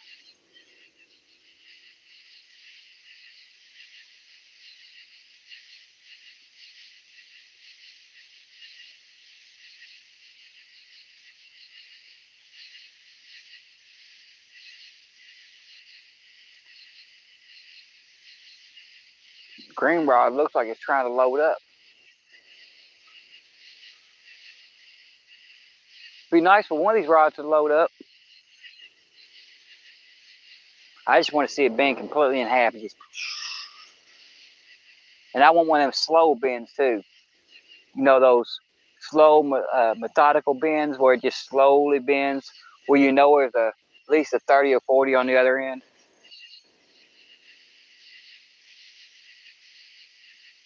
Of course, in this current, even a 30 or 40 probably wouldn't bend it slow right now, because as soon as they grab it, the current would drag them down the bank.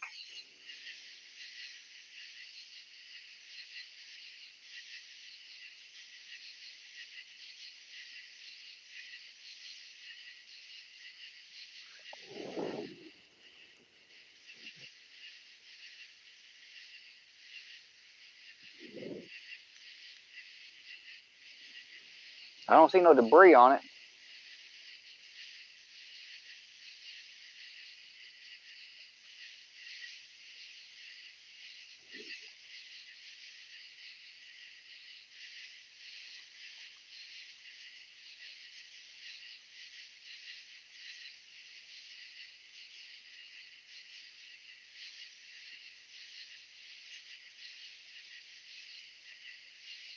I think there's something pecking at the orange rod. I mean, it's still doing that flex thing, but every once in a while it's twitching like that, so I think something's tapping it. Now, I did put a little, it almost looked like an albino bluegill because it was almost white and orange. He was real bright. I did put a big chunk of him on there, so they should be able to see it pretty easy in this dark water.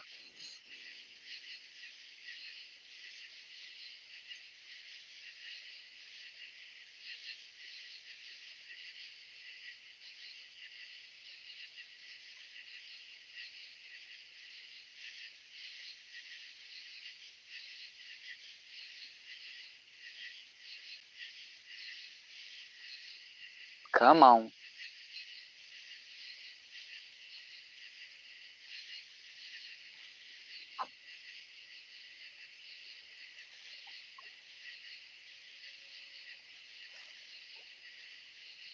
I want to know where all these waves are coming from in this wake.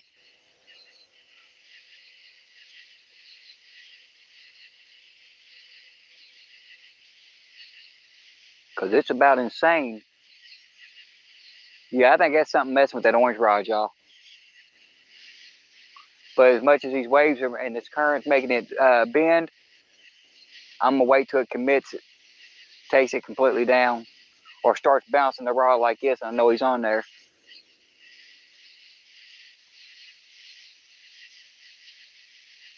Because it's bouncing up way too quick.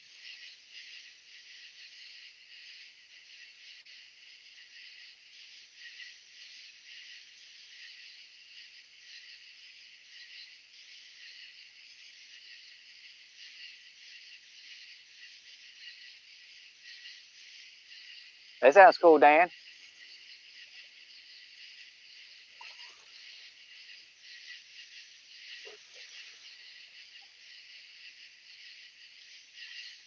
Okay, you're on Facebook now? Cool.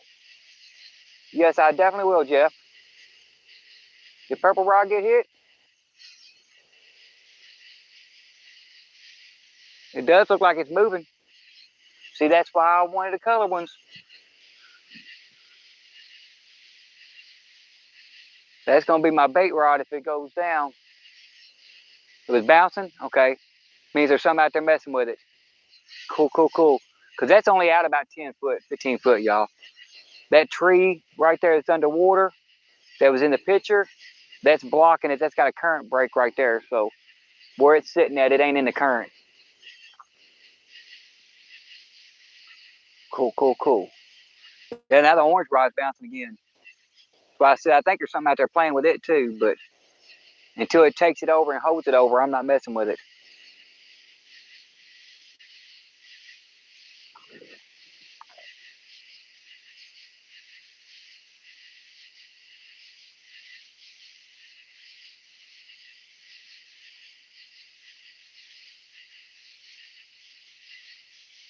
Yeah, purple rod is flexing. I wish I could have it angled better where y'all could see the rods better. Normally y'all could see all three rods clear lined up like the orange and the green one are. The purple one be right out here too. I mean, I may have to pull it back somewhere y'all can see it.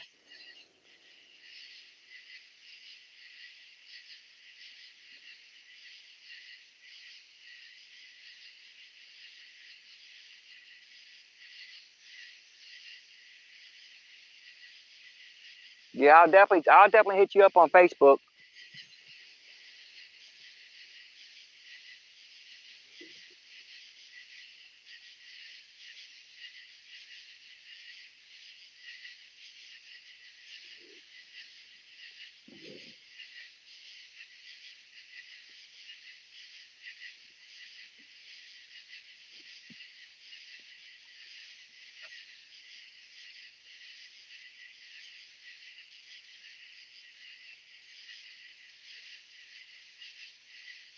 Yeah, I think that's what I'm gonna do here in a minute, y'all.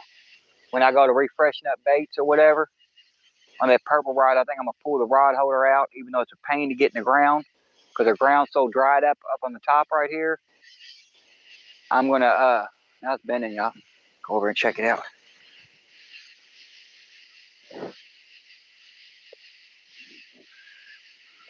If I can get it up on the bank some more, I'll pull it up here on the bank some more where we can actually see the rod itself.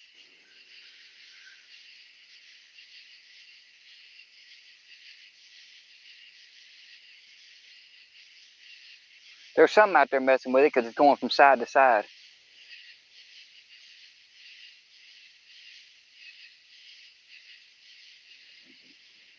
Let me see if it's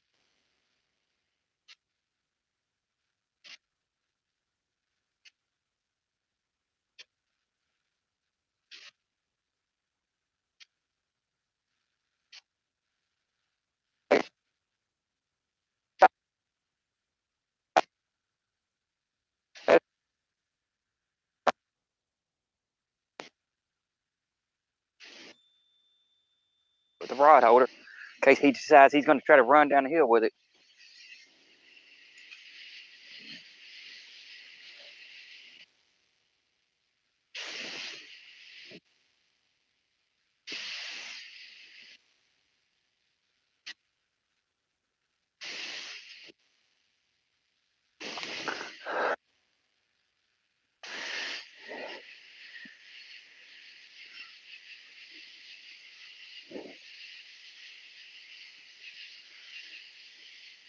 Check my wormy worm. Yeah, he got about half my worm off there, y'all.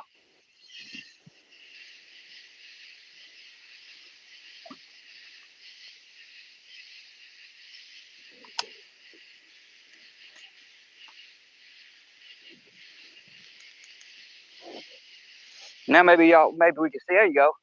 I think y'all can see the green rod now. I mean, purple rod now, can't you? Yeah, halfway. Batteries need to be changed.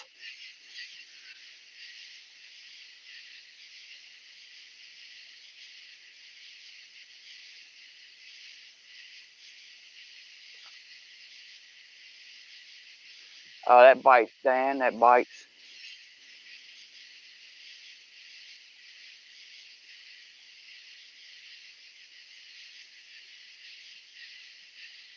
Night, John.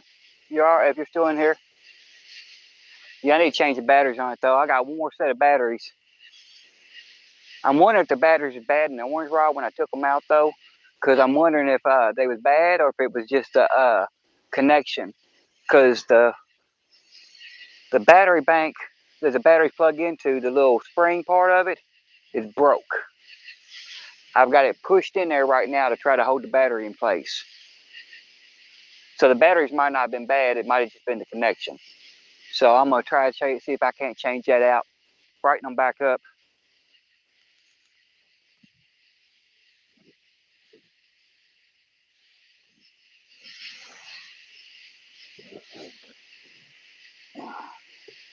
This purple rod, it drains the purple for some reason. I don't know what it is.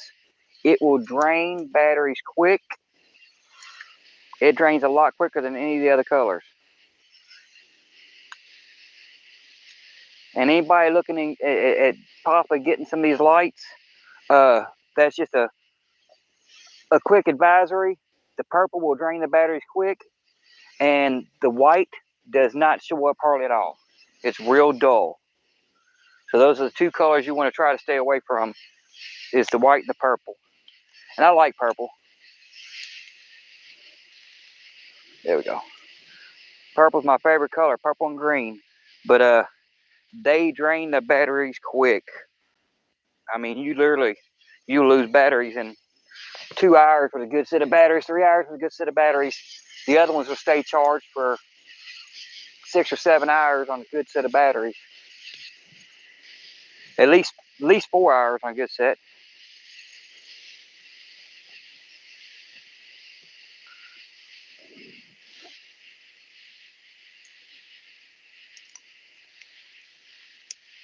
But these are cheap. My rechargeables are acting up, and I didn't get a chance to charge them all. So I figured, well, I'll just bring out the generic batteries and just use them. But we got light. You can definitely see it now. Now all we gotta do is see it bend over. Will be good. Yeah, purple's my favorite color too, Dan. The problem of it is it just don't stay lit up. It drains the battery so fast. I mean, it's not even funny. Oh, that just got smacked. It just got smacked. See, we can see the hit now that it's got batteries in it.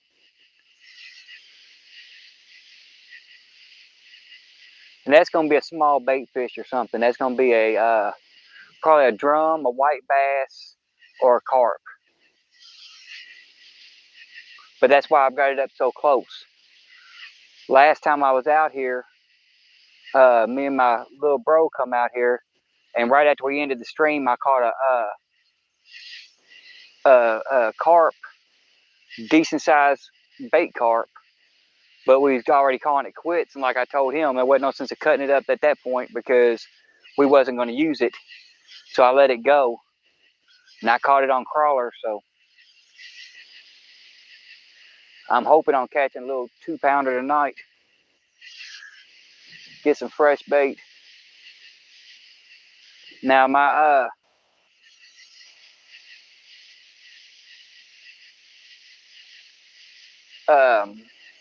bluegill ain't that. I mean, it ain't that bad. I caught it about a week ago, and it's been in the freezer for a week, so it ain't too old, but it has been frozen. I'd rather have fresh.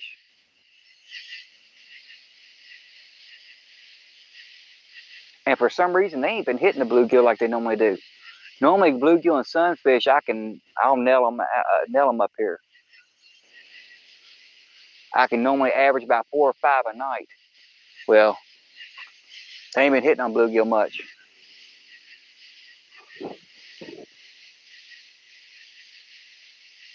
Sandy, I had better luck on cut bait.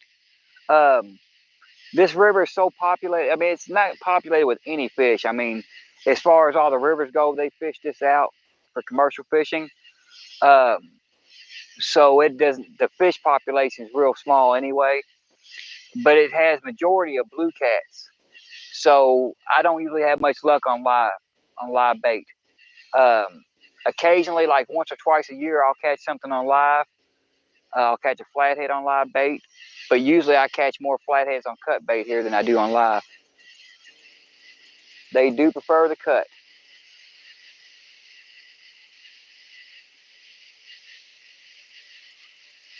Yeah, but they're gonna be fresh though, Dan.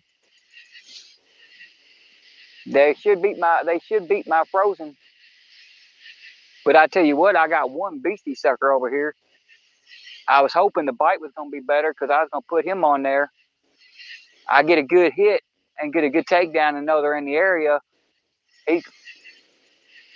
Some just jumped right here in front of me. If I get a good takedown, know they're in the area, I'm putting him on the hook.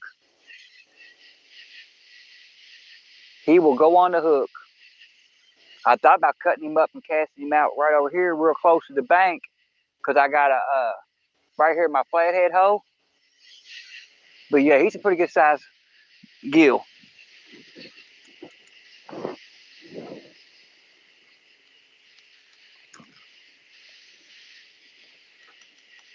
I don't even know if that's the biggest one or not. Hold on.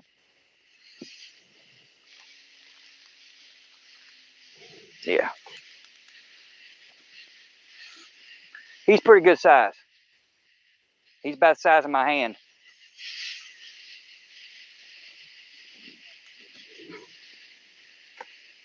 And I'm waiting to cut him up and throw him on the hook. But I was waiting for him to thaw a little bit because when I got down here, he was the one that was frozen the most.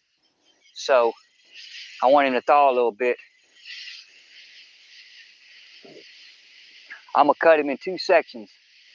I'm gonna throw out the head section and the body section all together.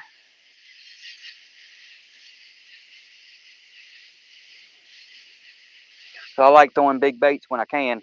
This time of year, they should be smashing them big baits. Of course, I've got decent sized baits on there right now and they ain't hitting them. So I don't know.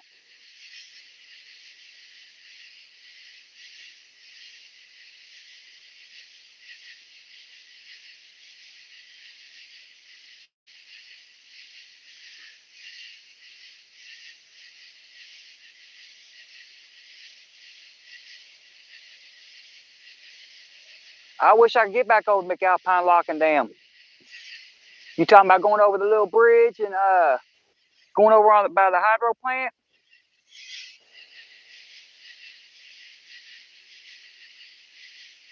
Is that what you're talking about, Jeff? Going out by the hydro plant?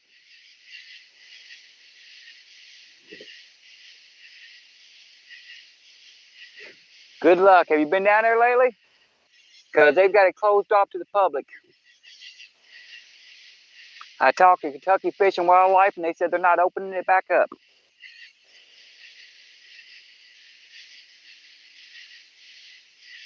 Because that's one of the very first places I ever fished. I was trying to go back down. I was trying to go down and do it live.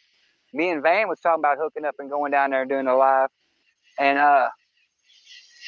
we was waiting for them to fix the bridge. Well, when we had those riots last year, or the year before last, they trashed the bridge and broke the bridge.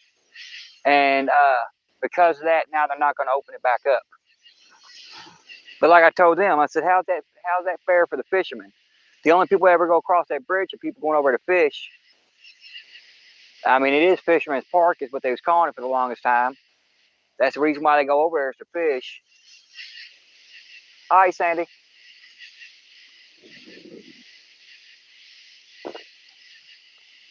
So it's like, you know, it's bullcrap that they're going to close it off for the fishermen because the fishermen wasn't out there doing the stuff. Heck, we was looking for a fishing spot. That's why I got stuck here, because they shut all of downtown down. I went to downtown 2 months after the riots. I went downtown and went to go to the Waterfront Park. And I grabbed my gear, pulled it out of the car. The cop saw me heading that direction. He's like, you can't go down there. So what do you mean? He said, we're not letting people gather in downtown right now. I'm like, ain't nobody gathering. I'm going down there by myself. He said, don't matter. You're not allowed.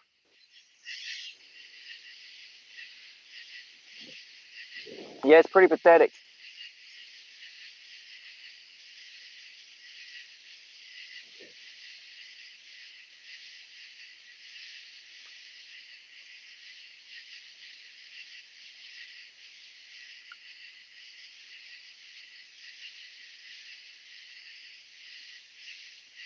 Now, a minute ago, he was hitting that bluegill pretty hard. Not that bluegill, but that nightcrawler pretty hard. And then he stopped hitting it. I wonder if if he got it off there.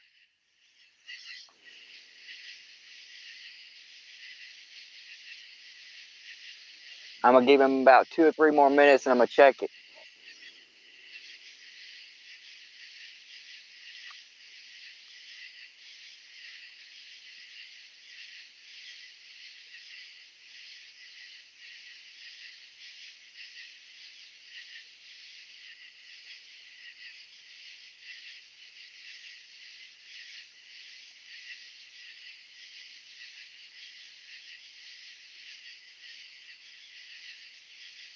There he goes. He's smacking it. Smack it. There we go. Come on. Come on. Come on. Take it and run with it. Take it and run with it.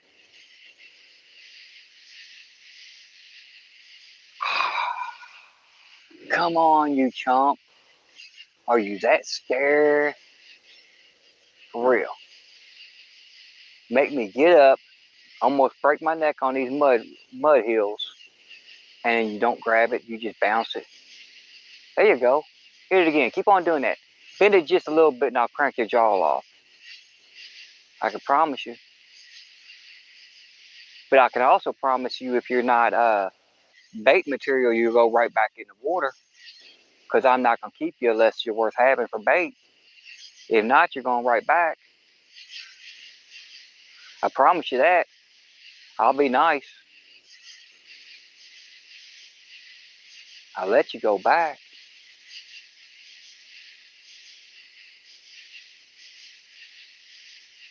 You know what? I'm gonna wait till you bend this rod over, cause I ain't gonna play with you. I ain't wasting my time. You ain't big. You ain't big enough to take that rod over. I better be careful doing that, y'all, cause that rod holder ain't in the ground too good.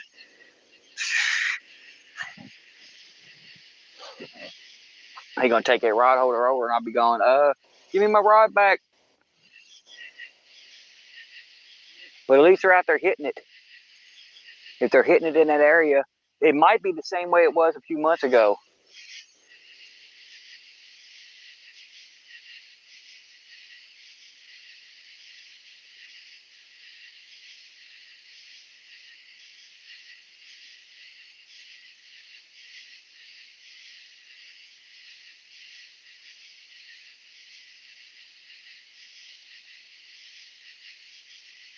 Yeah, there's some big fish over there. There's some real big fish over there if you can get to them. Yeah, we used to go down to the hydro plant all the time, Jeff. And I tell you what, we used to have a blast down there. I broke so many fishing rods in that place, because that's before you could get real fishing rods, at least real catfish gear. And I'd go down there with a Shimano rod or something. It'd be a decent sturdy rod. Go down there, snap it in half. So we started switching to ugly stick, snap them in half. There was some big fish down there.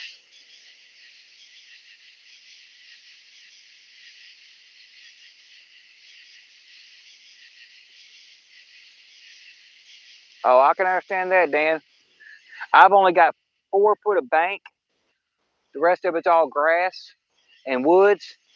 And the part of bank I've got, the only reason why it's still bank is because it's so hard and dried out. It's like concrete until it goes underwater tonight, because it's going to go underwater tonight.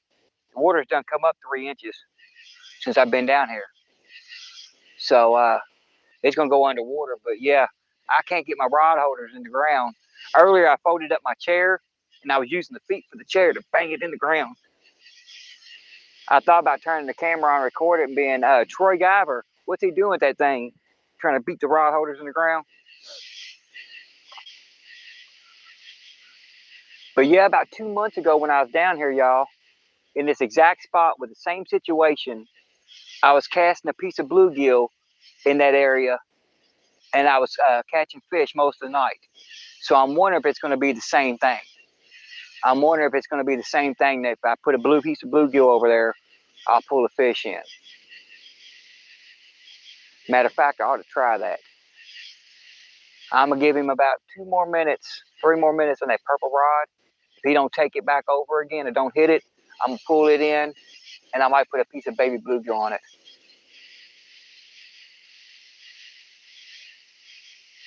Yeah, 44 pounds purple, I bet it was huge. Yeah, the biggest fish I landed down there was right at 73 pounds. And see, that's why I try to explain to people on YouTube that don't realize the fish that I used to be able to catch. But now, well, you know, because you live here in Louisville too, getting to a spot where there's fish is almost impossible. Getting to a spot where there's actually fish is almost impossible.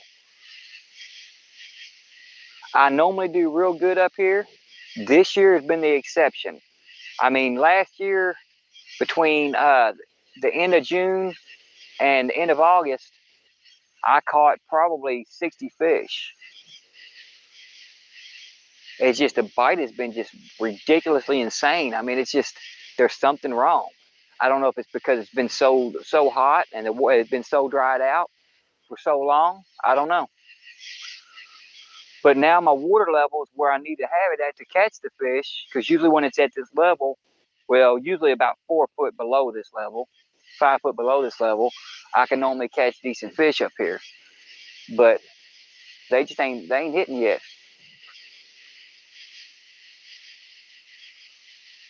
I'm still optimistic, and I ain't gave up yet. We still got 46% on battery, so we still good for another half an hour, 45 minutes, and I'm not giving up until that time. And then I might go live again anyway with my other phone. I got it charging right now. It's at 98%. I'll have to keep it plugged in though, because it dies quick. I mean, that battery dies out in less than, if I'm using it, it'll die out in less than probably 30 minutes, 40 minutes, it'll be dead. That battery is shot. And where'd my stuff go, y'all? There it is. Where'd my stuff go? In the bag the best I can, because if I got to run up this hill, I don't want to have to try to throw everything in the bag.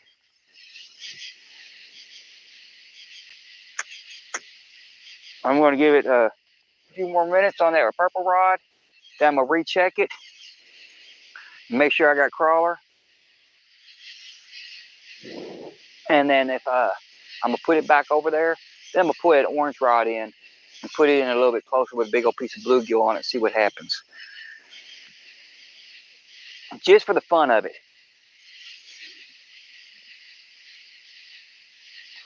Just because that's where I was getting all the fish last time. The water was at this level.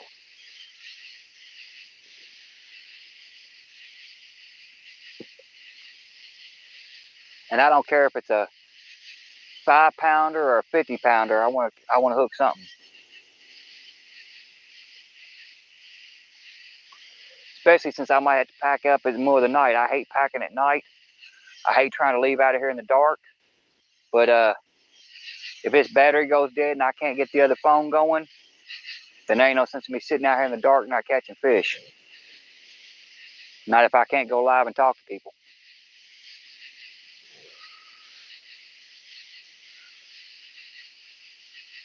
But I'm going to try to see what I can do.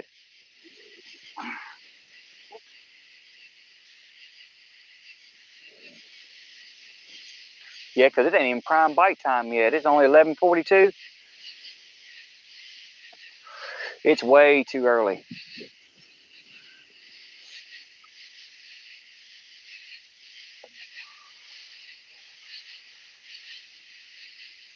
It's way too early. I should be, probably won't start getting bites for real for about another half an hour or so.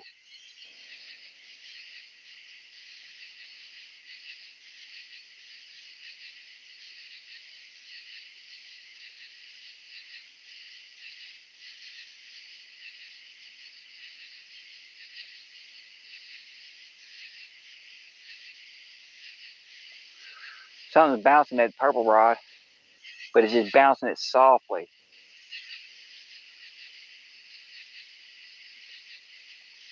It might be a carp. I know the carp down here, usually when they hit so soft and gentle. A lot of times they'll sit down there, you won't even know they're on there. And you'll go to reel in and hook into them. That's what it looks like is happening. It looks like there's something down there nibbling at it, just barely playing with it. I'm going to check it real quick, y'all. I'm going to give it a crank and see what happens. If it's still bouncing when I get down here.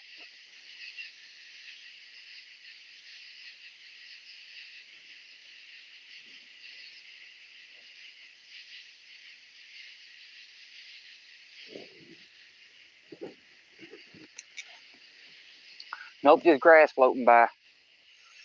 Just grass floating by.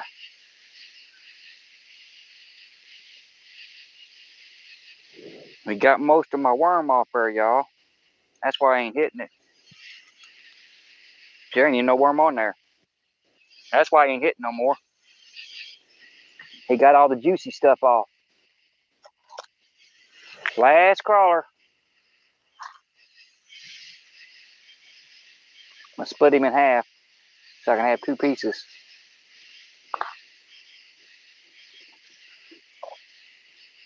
Now I'm switching over to bluegill.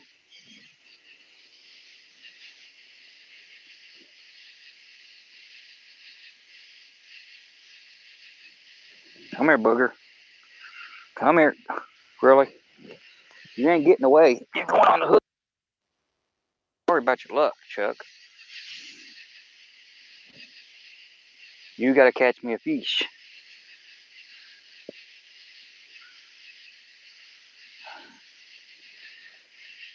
Yeah, I gotta pull my net up. My net's underwater now.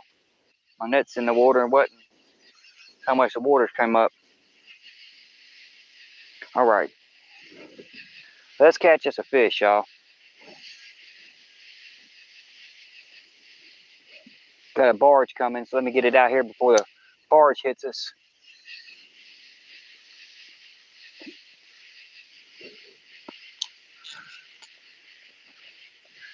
Back my net up a little bit.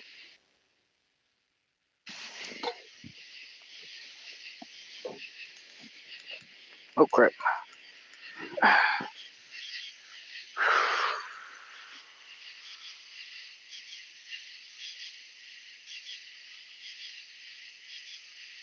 Stephen Corley, how's it going?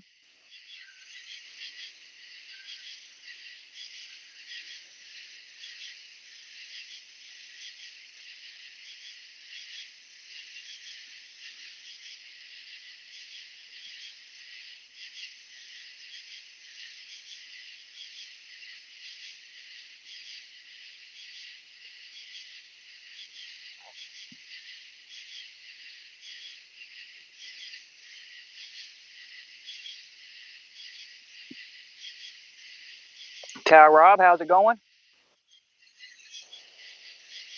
Oh, they got eel wire lights wrapped around them. Those are my lightsaber rods. That way when I get bored and the fish ain't biting, I can have lightsaber fights.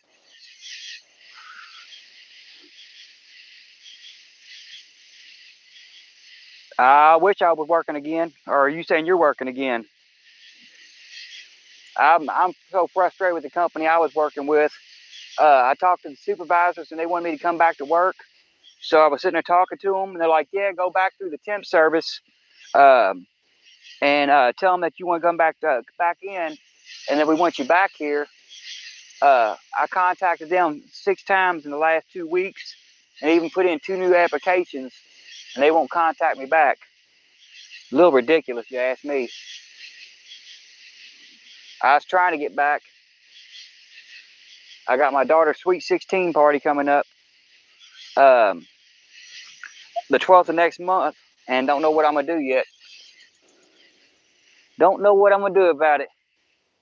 Ain't got a vehicle that runs and can't get back to work. If they call me back to work, I can walk to work. Cause where I was working at is actually behind, right next to my distance to walk to there is my fishing spot. So I'm hoping on hearing from them.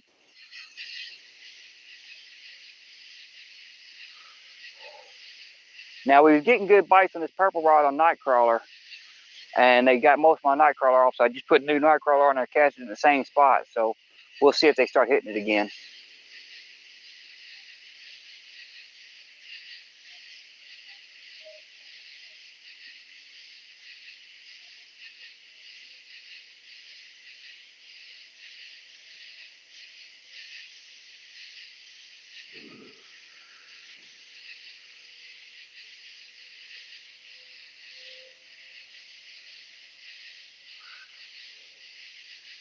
If anybody's wondering, I'm standing behind the camera because we're getting ready to have a barge come through. And with these waters being as flooded as bad as they are, this water comes up on me real quick.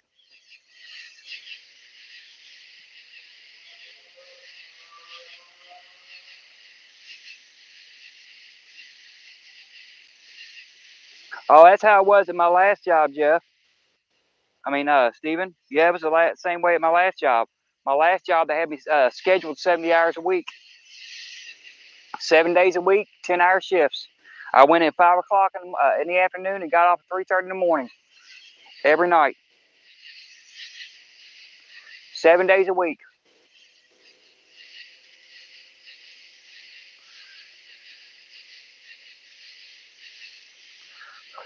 Of course, my health won't let me do that no more. My health won't let me do it. My doctor don't even want me going back to work yet. Cool. You gonna go live or do a video of it, Rob? I'll check it out for sure. But yeah, my doctor don't even want me going back to work. I just got no choice. No choice whatsoever. So I told him I can only do 4 days. I can't do that 7 days.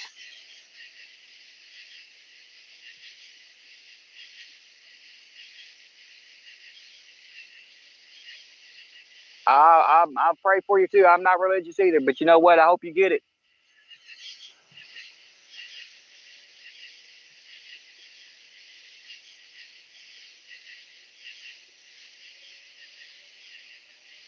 Oh yeah, you got that job. Yeah, I understand that. I'm glad you got it, Dan, for real. I just hope they treat you right, pay you right. Oh yeah, it's completely out of our hands. It just irritates me because when I got sick last year and had to leave work, I was 2 months away from my supervisor position. They had already pulled me in the office and sit me down and asked me to take a supervisor position, which would have doubled my pay. And of course, I said, "Yeah, I ain't a dummy." And I'm like, "Yeah, I'll take it." And then something's hitting that green rod, y'all. But I'm like, "Yeah, I'll take it for sure." And then I got sick and had to leave work, and I was only supposed to be gone for about 30 days while they figured out what was going on. I was on short-term disability, and a doctor mistake wound up getting me fired, and I lost everything. And then I've been trying to get back on for probably the last 2 or 3 weeks, and they just don't call nobody back.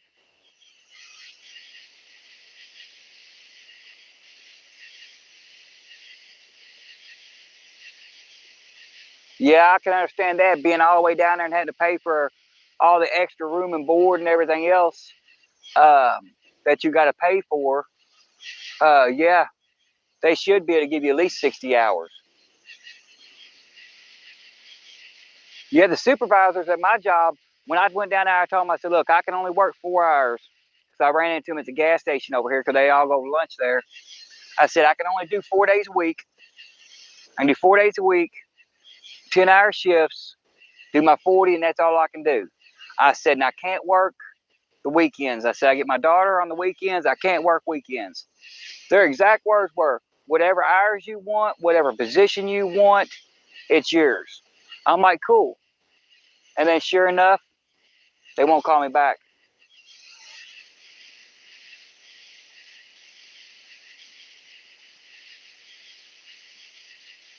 I ain't caught anything and I ain't washed away yet, babe.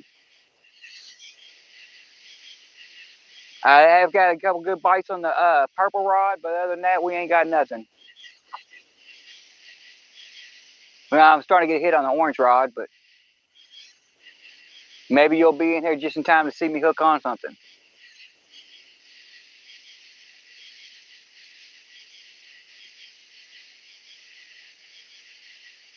Yeah, I think there's something pulling on that. That's not the waves. I mean, not the current.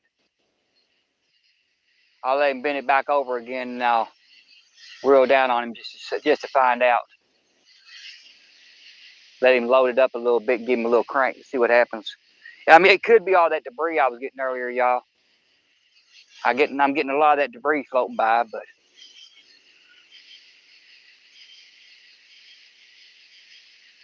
yeah, I think it's just debris on the lines. But it was bouncing awful weird. Usually when it's the debris, it bends it slowly and brings it back up and bends it slowly, not bounce it like it was bouncing.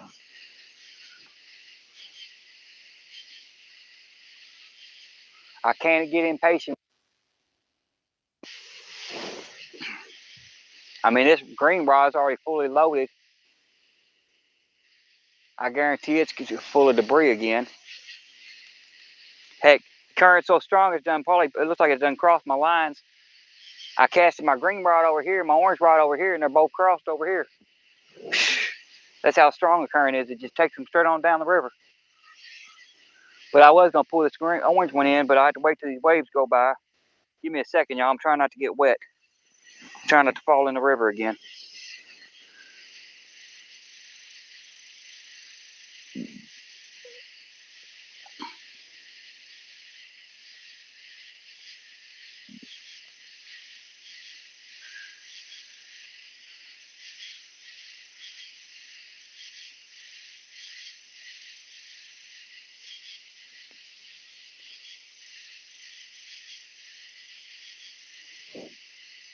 Yeah, I used to work 70, 80, 70, or anywhere between 72 to 84 hours a week.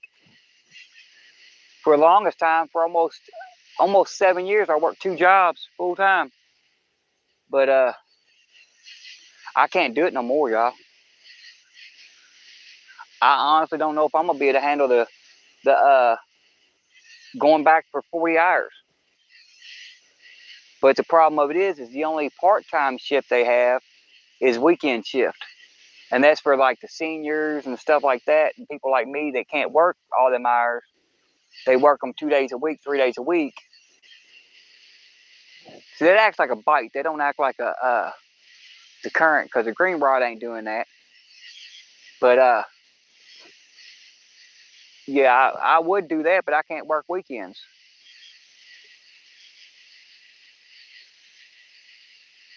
They'd want me on every Friday, or every Friday, Saturday, and Sunday. But I can't do that because a lot of the stuff I got to get done is on the weekends. And the only time I get to see my daughters on the weekends because of school.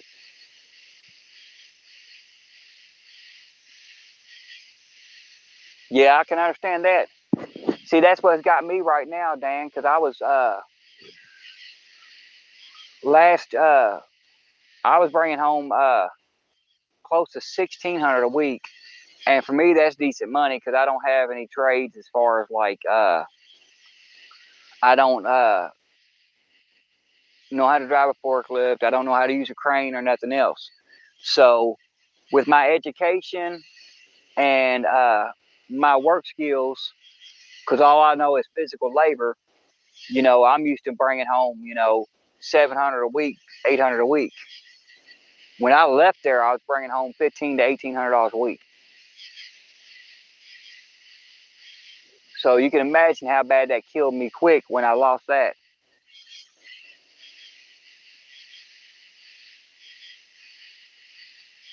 That wiped me out quick. Heck, my short-term disability alone, when I was on short-term disability for that month, I got $2,200 in short-term disability, and they only pay you 45% of your pay. And I got $2,200 for that 1 month. I would have been fine with that because that would have covered my bills at least.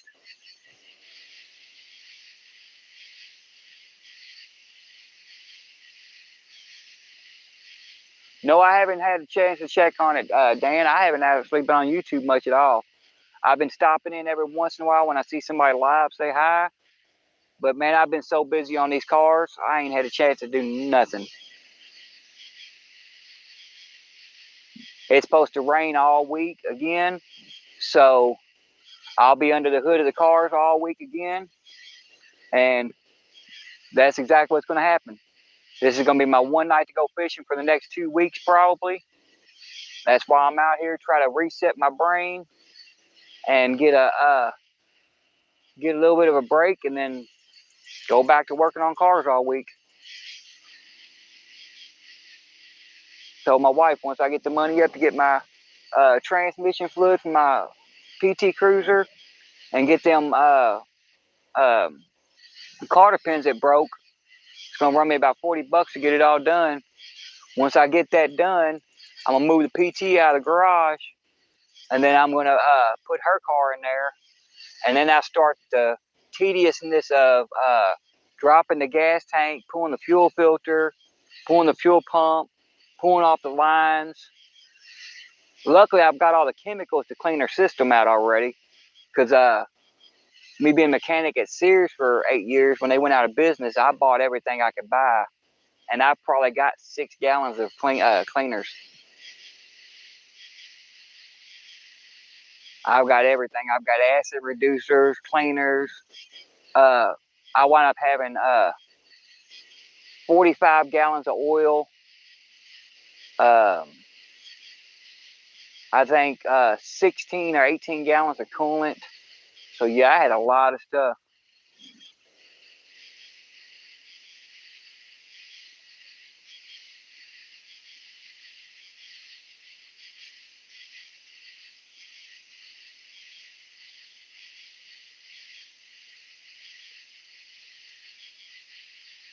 Yeah, but Sandy, you're also taking. You said with also with the kids, you're taking care of the kids too. That's a full-time job. That is a full-time job. Hey, y'all want to see something? This is the crap I'm dealing with, y'all. I'm gonna turn this light on so y'all can see it. It's gonna stop. It's gonna get right all my lines. I guarantee it. There is a whole tree floating down the river, y'all. A whole tree. That's not a half a tree. That's a whole tree.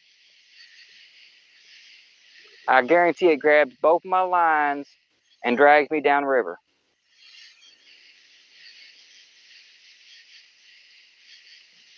There's a whole tree going down the river. It's gonna cross my lines.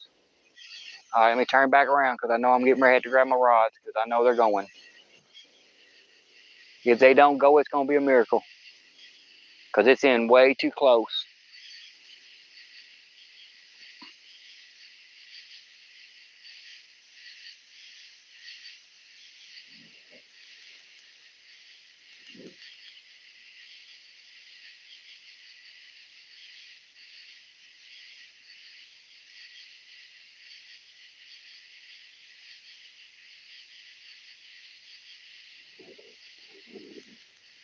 You know what, y'all?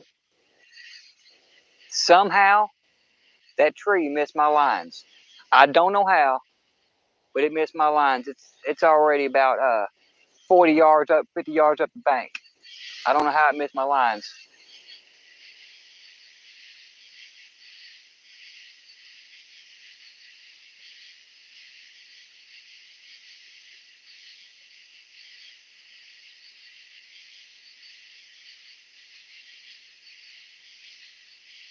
Oh, you couldn't see nothing because of the white rod pole?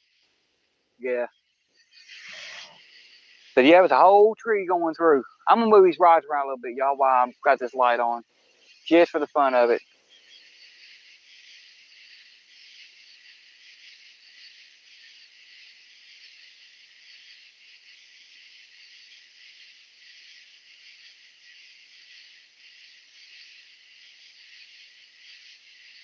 Yeah, it definitely takes a toll, Dan.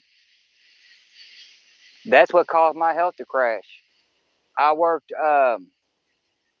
They had me on 70 hours a week for which was 7 days a week for almost a year and a half straight. And a lot of those times I was working more than 70 hours because when they wanted me to start doing the lead position now, because I was acting lead for a while, I wouldn't leave there till 4:30, 5 o'clock in the morning. So I was working 11, 12 hours a day. It took a toll on me. My body shut down. My body couldn't take no more.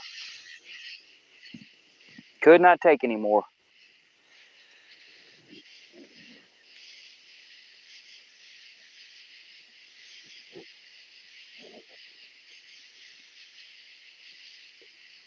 I think I'm gonna keep it, like I said, I think I'm gonna cast this in close.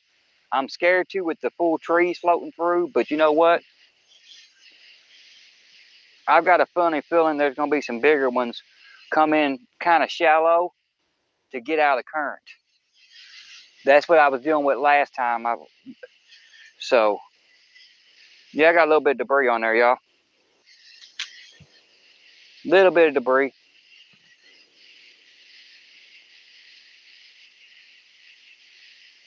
Get off the get off the line. There we go. There's just a little bit of a tree on there. There's a sinker in there somewhere, I promise.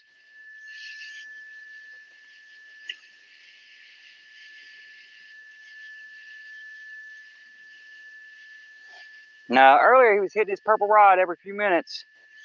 Now I put that dang um, fresh night crawler on there. He ain't touched it. Did he want soggy old night crawler or what? It acts like that's what he wanted, was soggy old night crawler. So I put fresh on there. He don't want it no more. Alrighty. Keep this in a little bit closer and see what happens.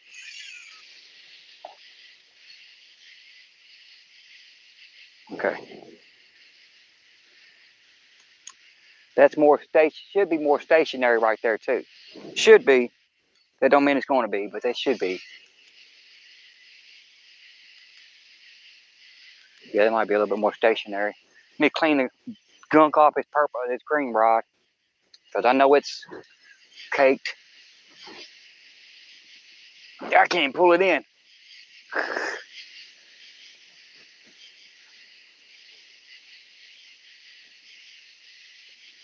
But nothing's fighting it. I ain't pulling in a fish. Come on, booger. Ah, there it goes. Well, it was loose for a second. Come on, break free. Come on, man. Don't break my sinker, just break free of the debris.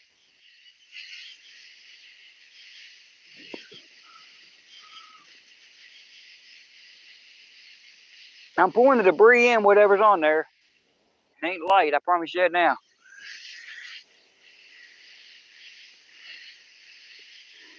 How far I'll be able to pull it in, I don't know.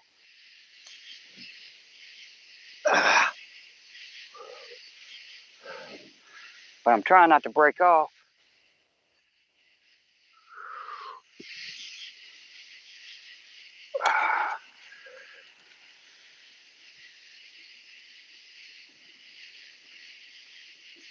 Be nice if that was a fish.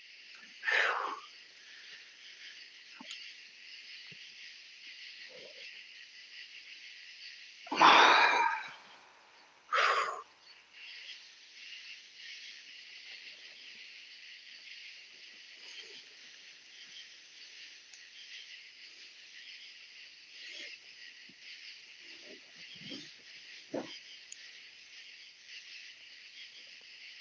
it's a lot of debris. Whole lot of debris.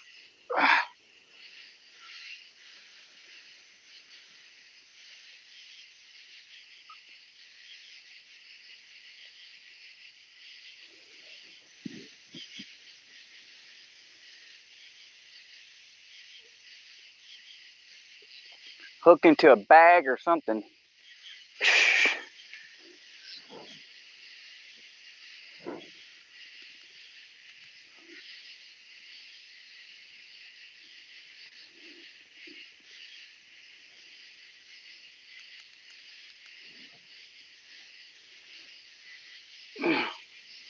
Yeah, literally something. It looked like a shirt.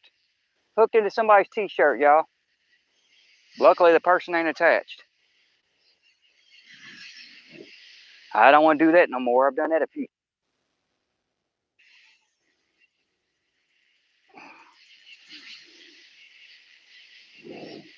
I don't feel like pulling in a t-shirt or anything with the person still attached. That ruins your night real quick. Because then you got to call the cops. You got to explain to them what's going on.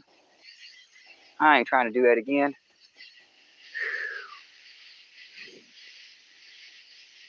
Somebody's Kentucky shirt.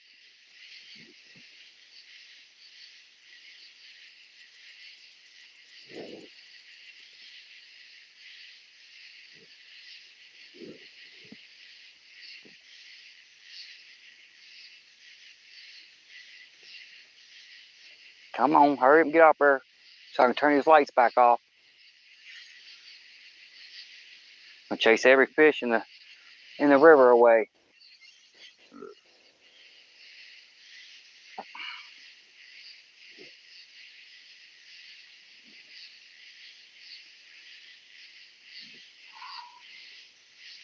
Alrighty. Almost got it all off there.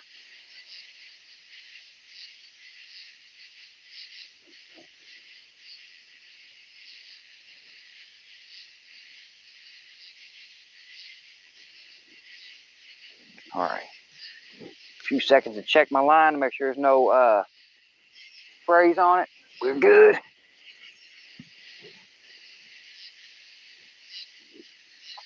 Get her back out there.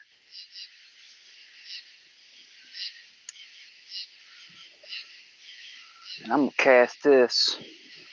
Since the current's gonna take it 300 yards down this way, I'm gonna cast it way out this way, let it drift. Get out of the weeds.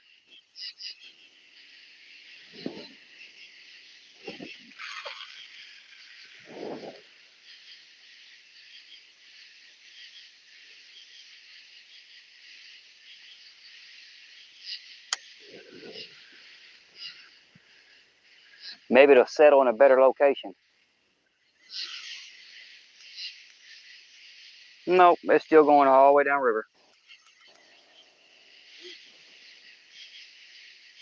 Yeah, I casted it way out that direction. It's already down this way.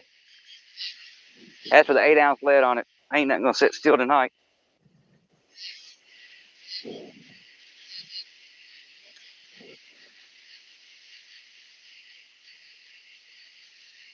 Let's see what I missed. Auto salvage, how's it going?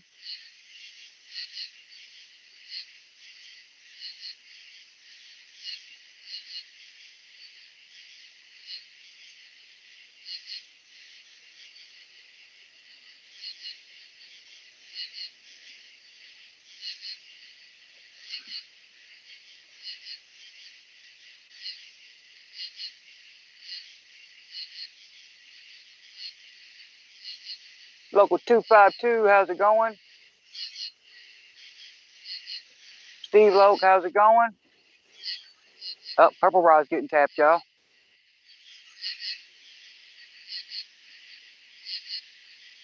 About time.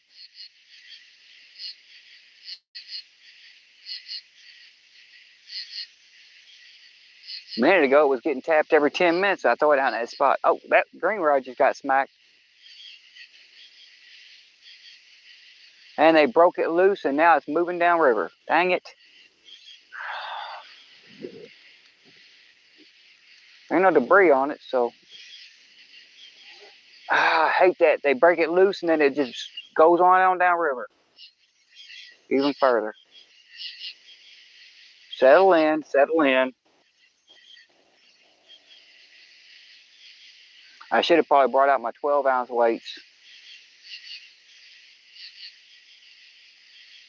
If I would have brought out my 12-ounce sinkers, I'd been all right. Oh yeah, river fishing's a nightmare sometimes. It's a whole different ball game. I get a lot of people ask me, because there are a lot of lake fishermen ask me and stuff, what's the difference between river fishing and lake fishing. I tell them it's a whole different monster. I've had a couple people I've brought out here and basically try to show the ropes on catching fish out of the river, and they didn't understand that there was a difference. I'm like, there's a big difference. And we got a whole nother tree, y'all. Got another tree floating down the river. I bet he catches my line. I got lucky the last one didn't get it. I ain't gonna get that lucky this time. Watch when these rods gonna start bending. Just.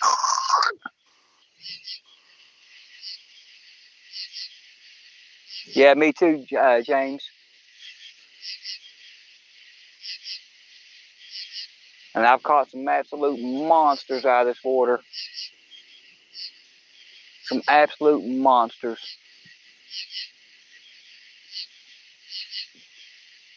I just wish I was still catching them.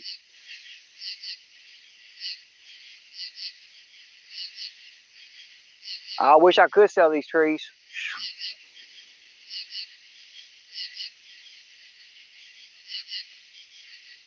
If they get caught in my green one.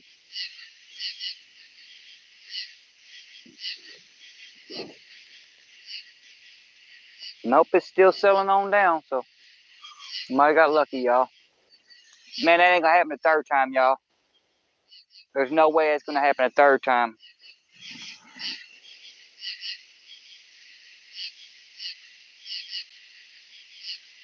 There's 2 times that a tree's come through here and not grabbed it.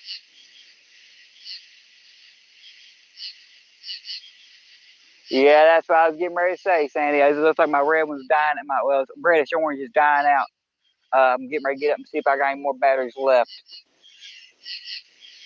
I should have one more pack left, I think.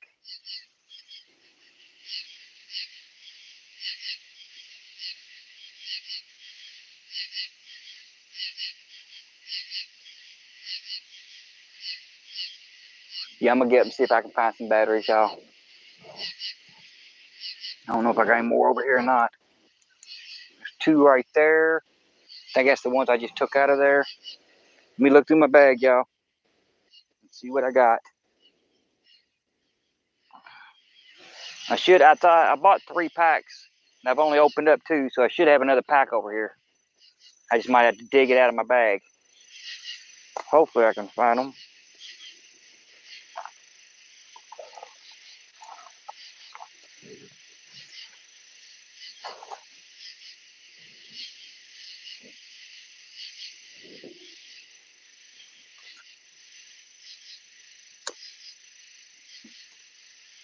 What are those?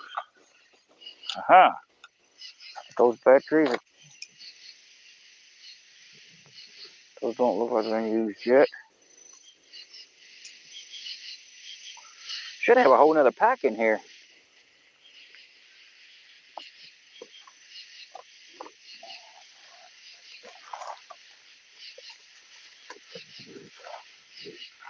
One, two, I only see 2 open packs. Yeah, I only got 2 open packs over here. So I should have another pack.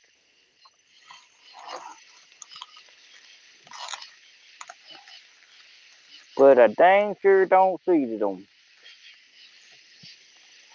Maybe these batteries are good.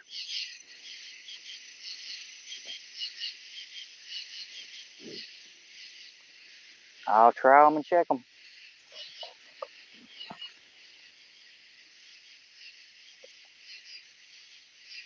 Of course, those batteries might not be getting low. It might be the wiring on that thing. Because that's the one that broke the prongs on. Let's see. That's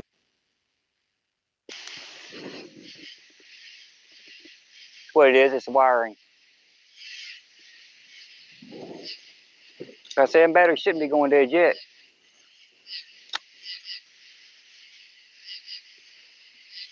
All right, give me a second, y'all. I'm going to try to figure this out.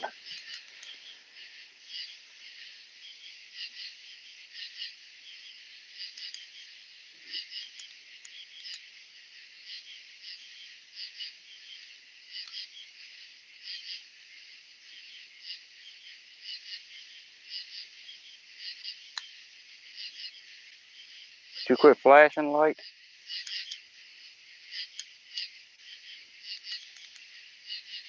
Yeah, see, it's just a battery. The connectors are getting light, weak. Let me see here. Now I had a piece of stuff over.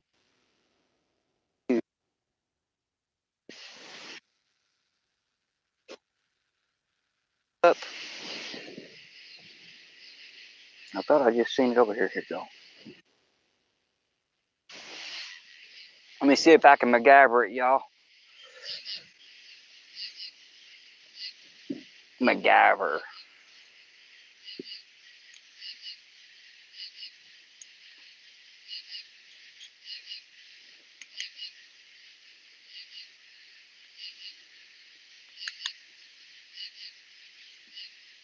Well, MacGyvering ain't working.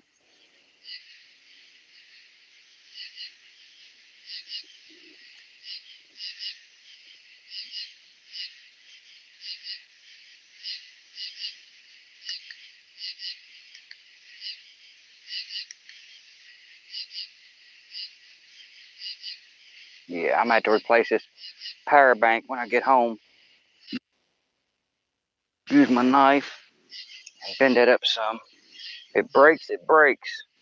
At this point, I got no choice but to see if I can't make it stretch up there enough to connect.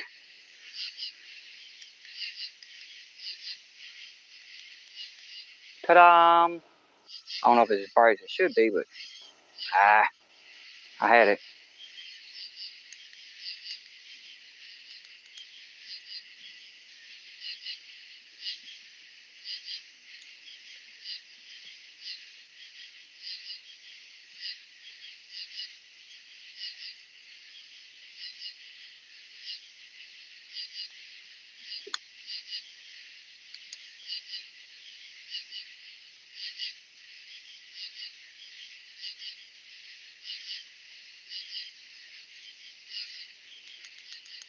There we go.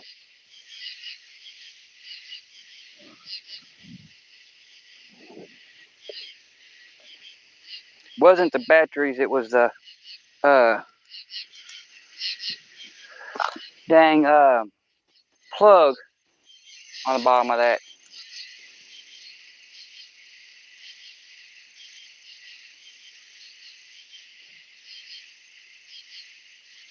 Man, I'm surprised that purple rod ain't got hit. It should have done bent over. And now it's gonna get hit, y'all. I say that, then it gets tapped. Make sure ain't no debris flying through. No, there's a fish over by my line. Hopefully I didn't scare him away. I seen his waves. Yep, there he goes. Seen the waves around it. See if he'll take it. He's hitting it.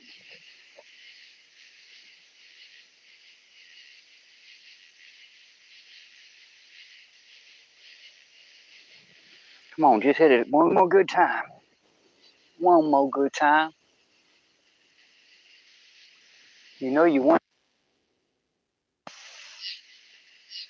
Come on, buddy. He's still out there playing with it, y'all.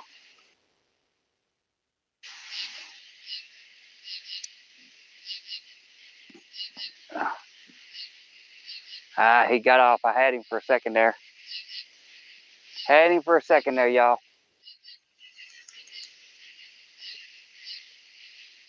He didn't get my worm. Put it back out there. I think it's a carp out there sucking on it.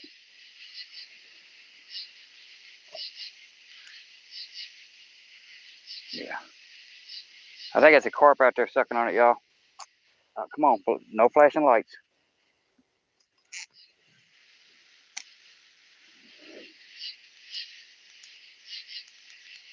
Yeah, I think it's a carp out there.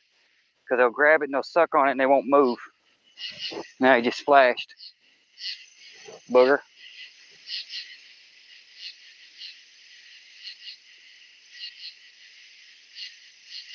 No doubt. Yo, commit. Jesse, how's it going? Rob, if you're still in here, sorry I didn't catch you. Have a good one.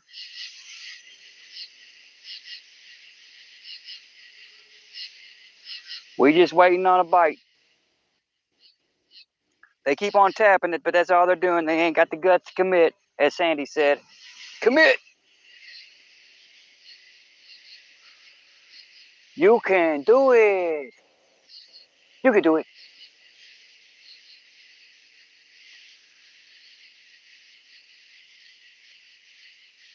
Up, he's back.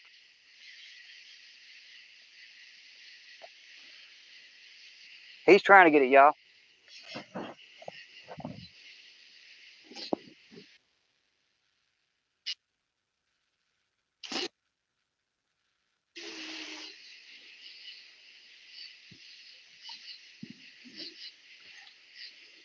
Fish on.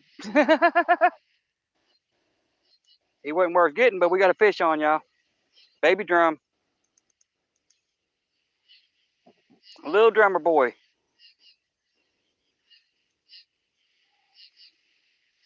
That's what was attacking us. Little drum. Now, bad about it is, he's not good bait. Because he's about bait size, but he ain't good bait. So, he got saved today, y'all. It's his lucky day. If you hold still, it's going to be your lucky day. Because you got half my worm. Holla at you, homie.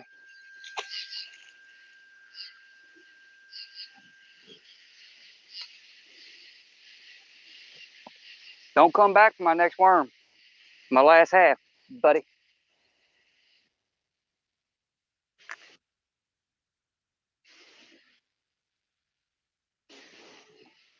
Now, I don't mind catching drum. I like catching drum. They fight pretty good. But they got to weigh at least 2 pounds, 3 pounds, or they ain't worth catching.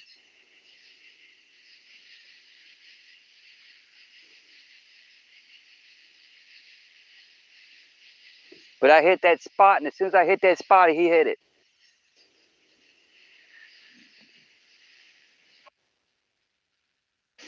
Be my last crawler, then I'll be switching over to cut bluegill. But it is what it is. See if I can hit that spot again. Yeah, get off my. There we go.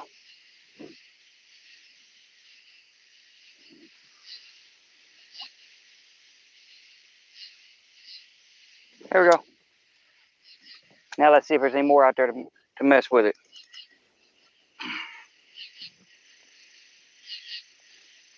Yeah, there's a certain spot.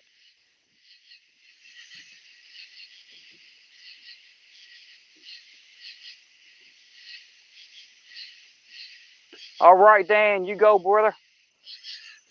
Better than the drum I just caught. Better than the drum I just caught.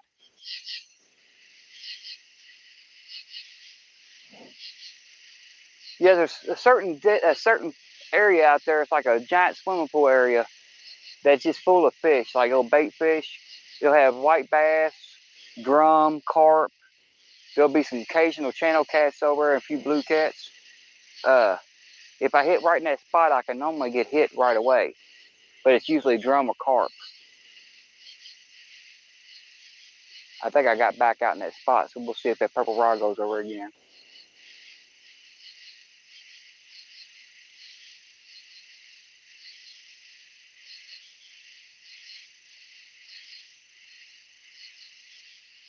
The green and orange rods are dancing a little bit, but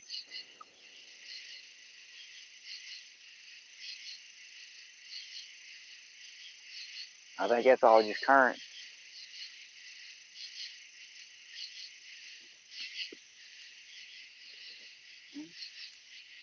Orange rods should be in a good spot to where the current shouldn't bother it as much.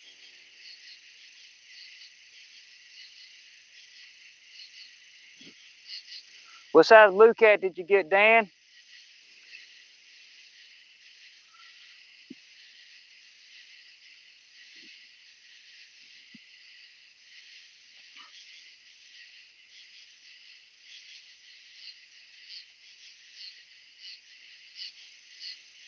Yeah, I would say cars and fishing go together too, auto salvage. But I've had 3 cars I've been rebuilding for the last 9 days and can't get one of them to stay running. And I still can't figure out what's going on with my PT Cruiser. Besides the fact it's a PT Cruiser. That explains a lot of it in one sentence, but I love the body styles of them, but they're junk.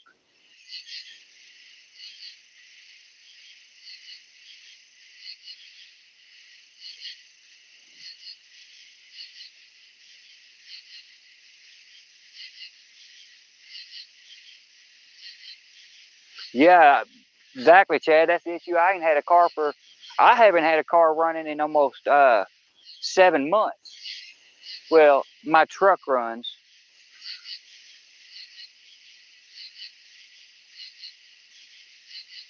Yeah, well, I tell you what, if you're talking about the Eleanor that was in Gone in 60 Seconds, I can promise you right now, you don't want to hear the story I got. My mom bought a house when she was sick. When she found out she had just had a liver transplant, she found out she had cancer, and my stepdad called me and asked me if I would move back in with them. I was like 25, 26 years old. Asked me if I moved back in with them so he could get my mom a house, because he didn't make enough on his income to get the house she wanted. So I'm like, yeah, I'll move in with you. So we went and looked at this house. No exaggeration. There was a 1965 Mustang Shelby GT sitting in the garage. Near mint condition, had one dent in the rear quarter panel. 60,000 original miles on it. The lady was like, she said the engine locked up on it. And we was like, okay, well, what are you going to do with the car? She said, I'm going to leave it with the house. So, of course, me and my stepdad were like, yeah, leave that car here. We'll fix it. So he goes, well, you mind if I go look at it? She's like, no, go ahead. So he rolls out there and he cranks the engine a couple times and it cranks freely. He turns it with a wrench. He said, that engine ain't locked up. He said, I bet you that starter went out and they told her the engine locked up because they wanted that car. So she said she was leaving the car with the house. My mom argued with her about it. She goes, no, I want to put my car. And at the time, this was like, 20 years ago. And she had a 10-year-old Toyota that wasn't worth crap. She goes, I want to put my car in the garage. You need to move that car. And me and my stepdad's like, Mom, shut up. Mom, shut up. Just shut up. Let her leave the car there. Guy shows up with a flatbed to haul the car off, and my mom wouldn't leave him alone. He seen what he was loading up, and he asked the lady, he goes, what are you going to do with this car? She goes, I don't know. I don't know where to take it to because I live out of state. He goes, well, you want to sell it? And she goes, sure. How much you give me for it? He reaches in his wallet. He starts counting his money. He goes, all I got is $2,500 on me right now. That's all I got. She goes, you give me $2,500 for that car? He goes, you take $2,500 for that car? She goes, yeah, I didn't think it'd be worth that much. I ain't never seen a tow truck driver smile so much when he pulled out of the parking lot or out of the driveway. And then I showed my mom what that car would be worth if it was running. She was a little sick to her stomach. I'm like, yeah, you could have just paid the house off. I mean, it had everything original tires and everything. I'm like, yep. You open the mouth and insert a foot on that one. You should have let that car sit.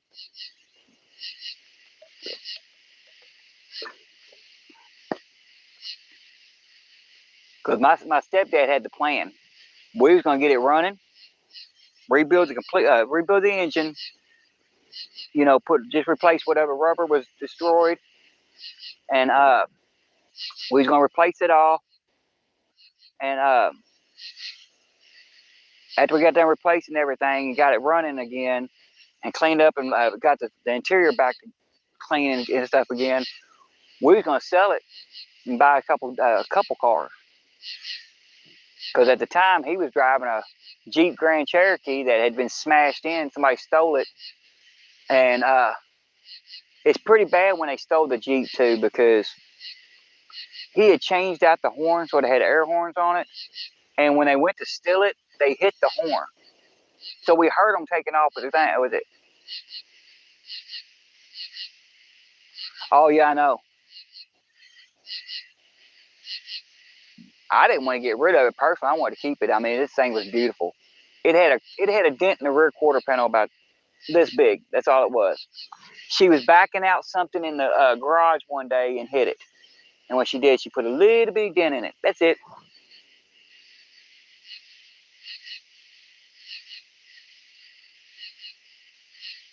I'm like, well, I ain't worried about that little dent.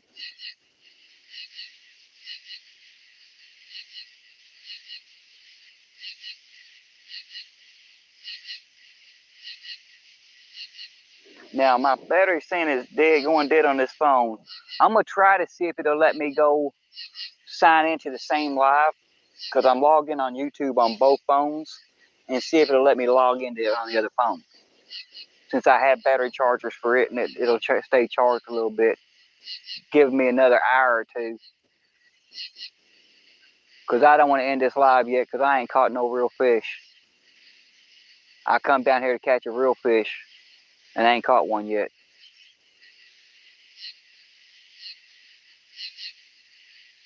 I need some kind of stress relief, and that little drum didn't do it. Now you give me a 10 or 15 pound drum on that little rod, yeah, I'll be all right, but no 1 pounder ain't gonna do it.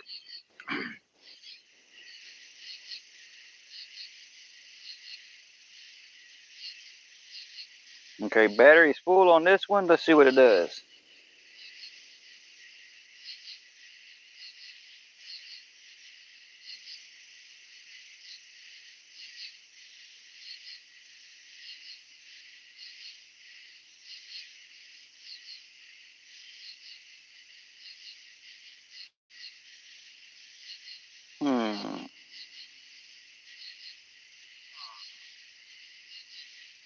I can hear myself and I can see myself, but it ain't letting me in there. Let me see here.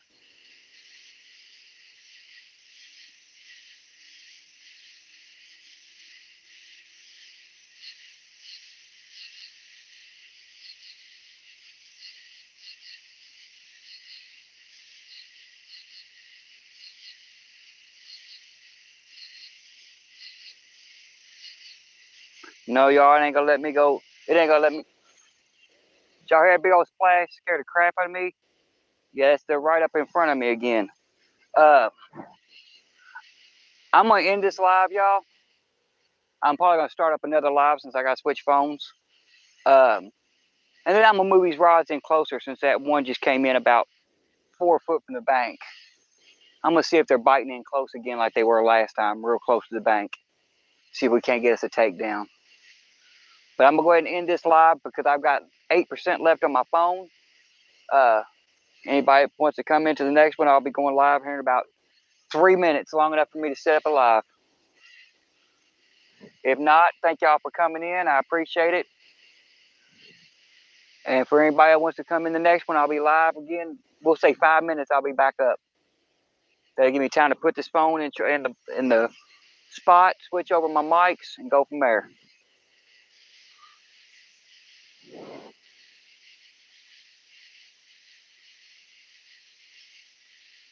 Alrighty.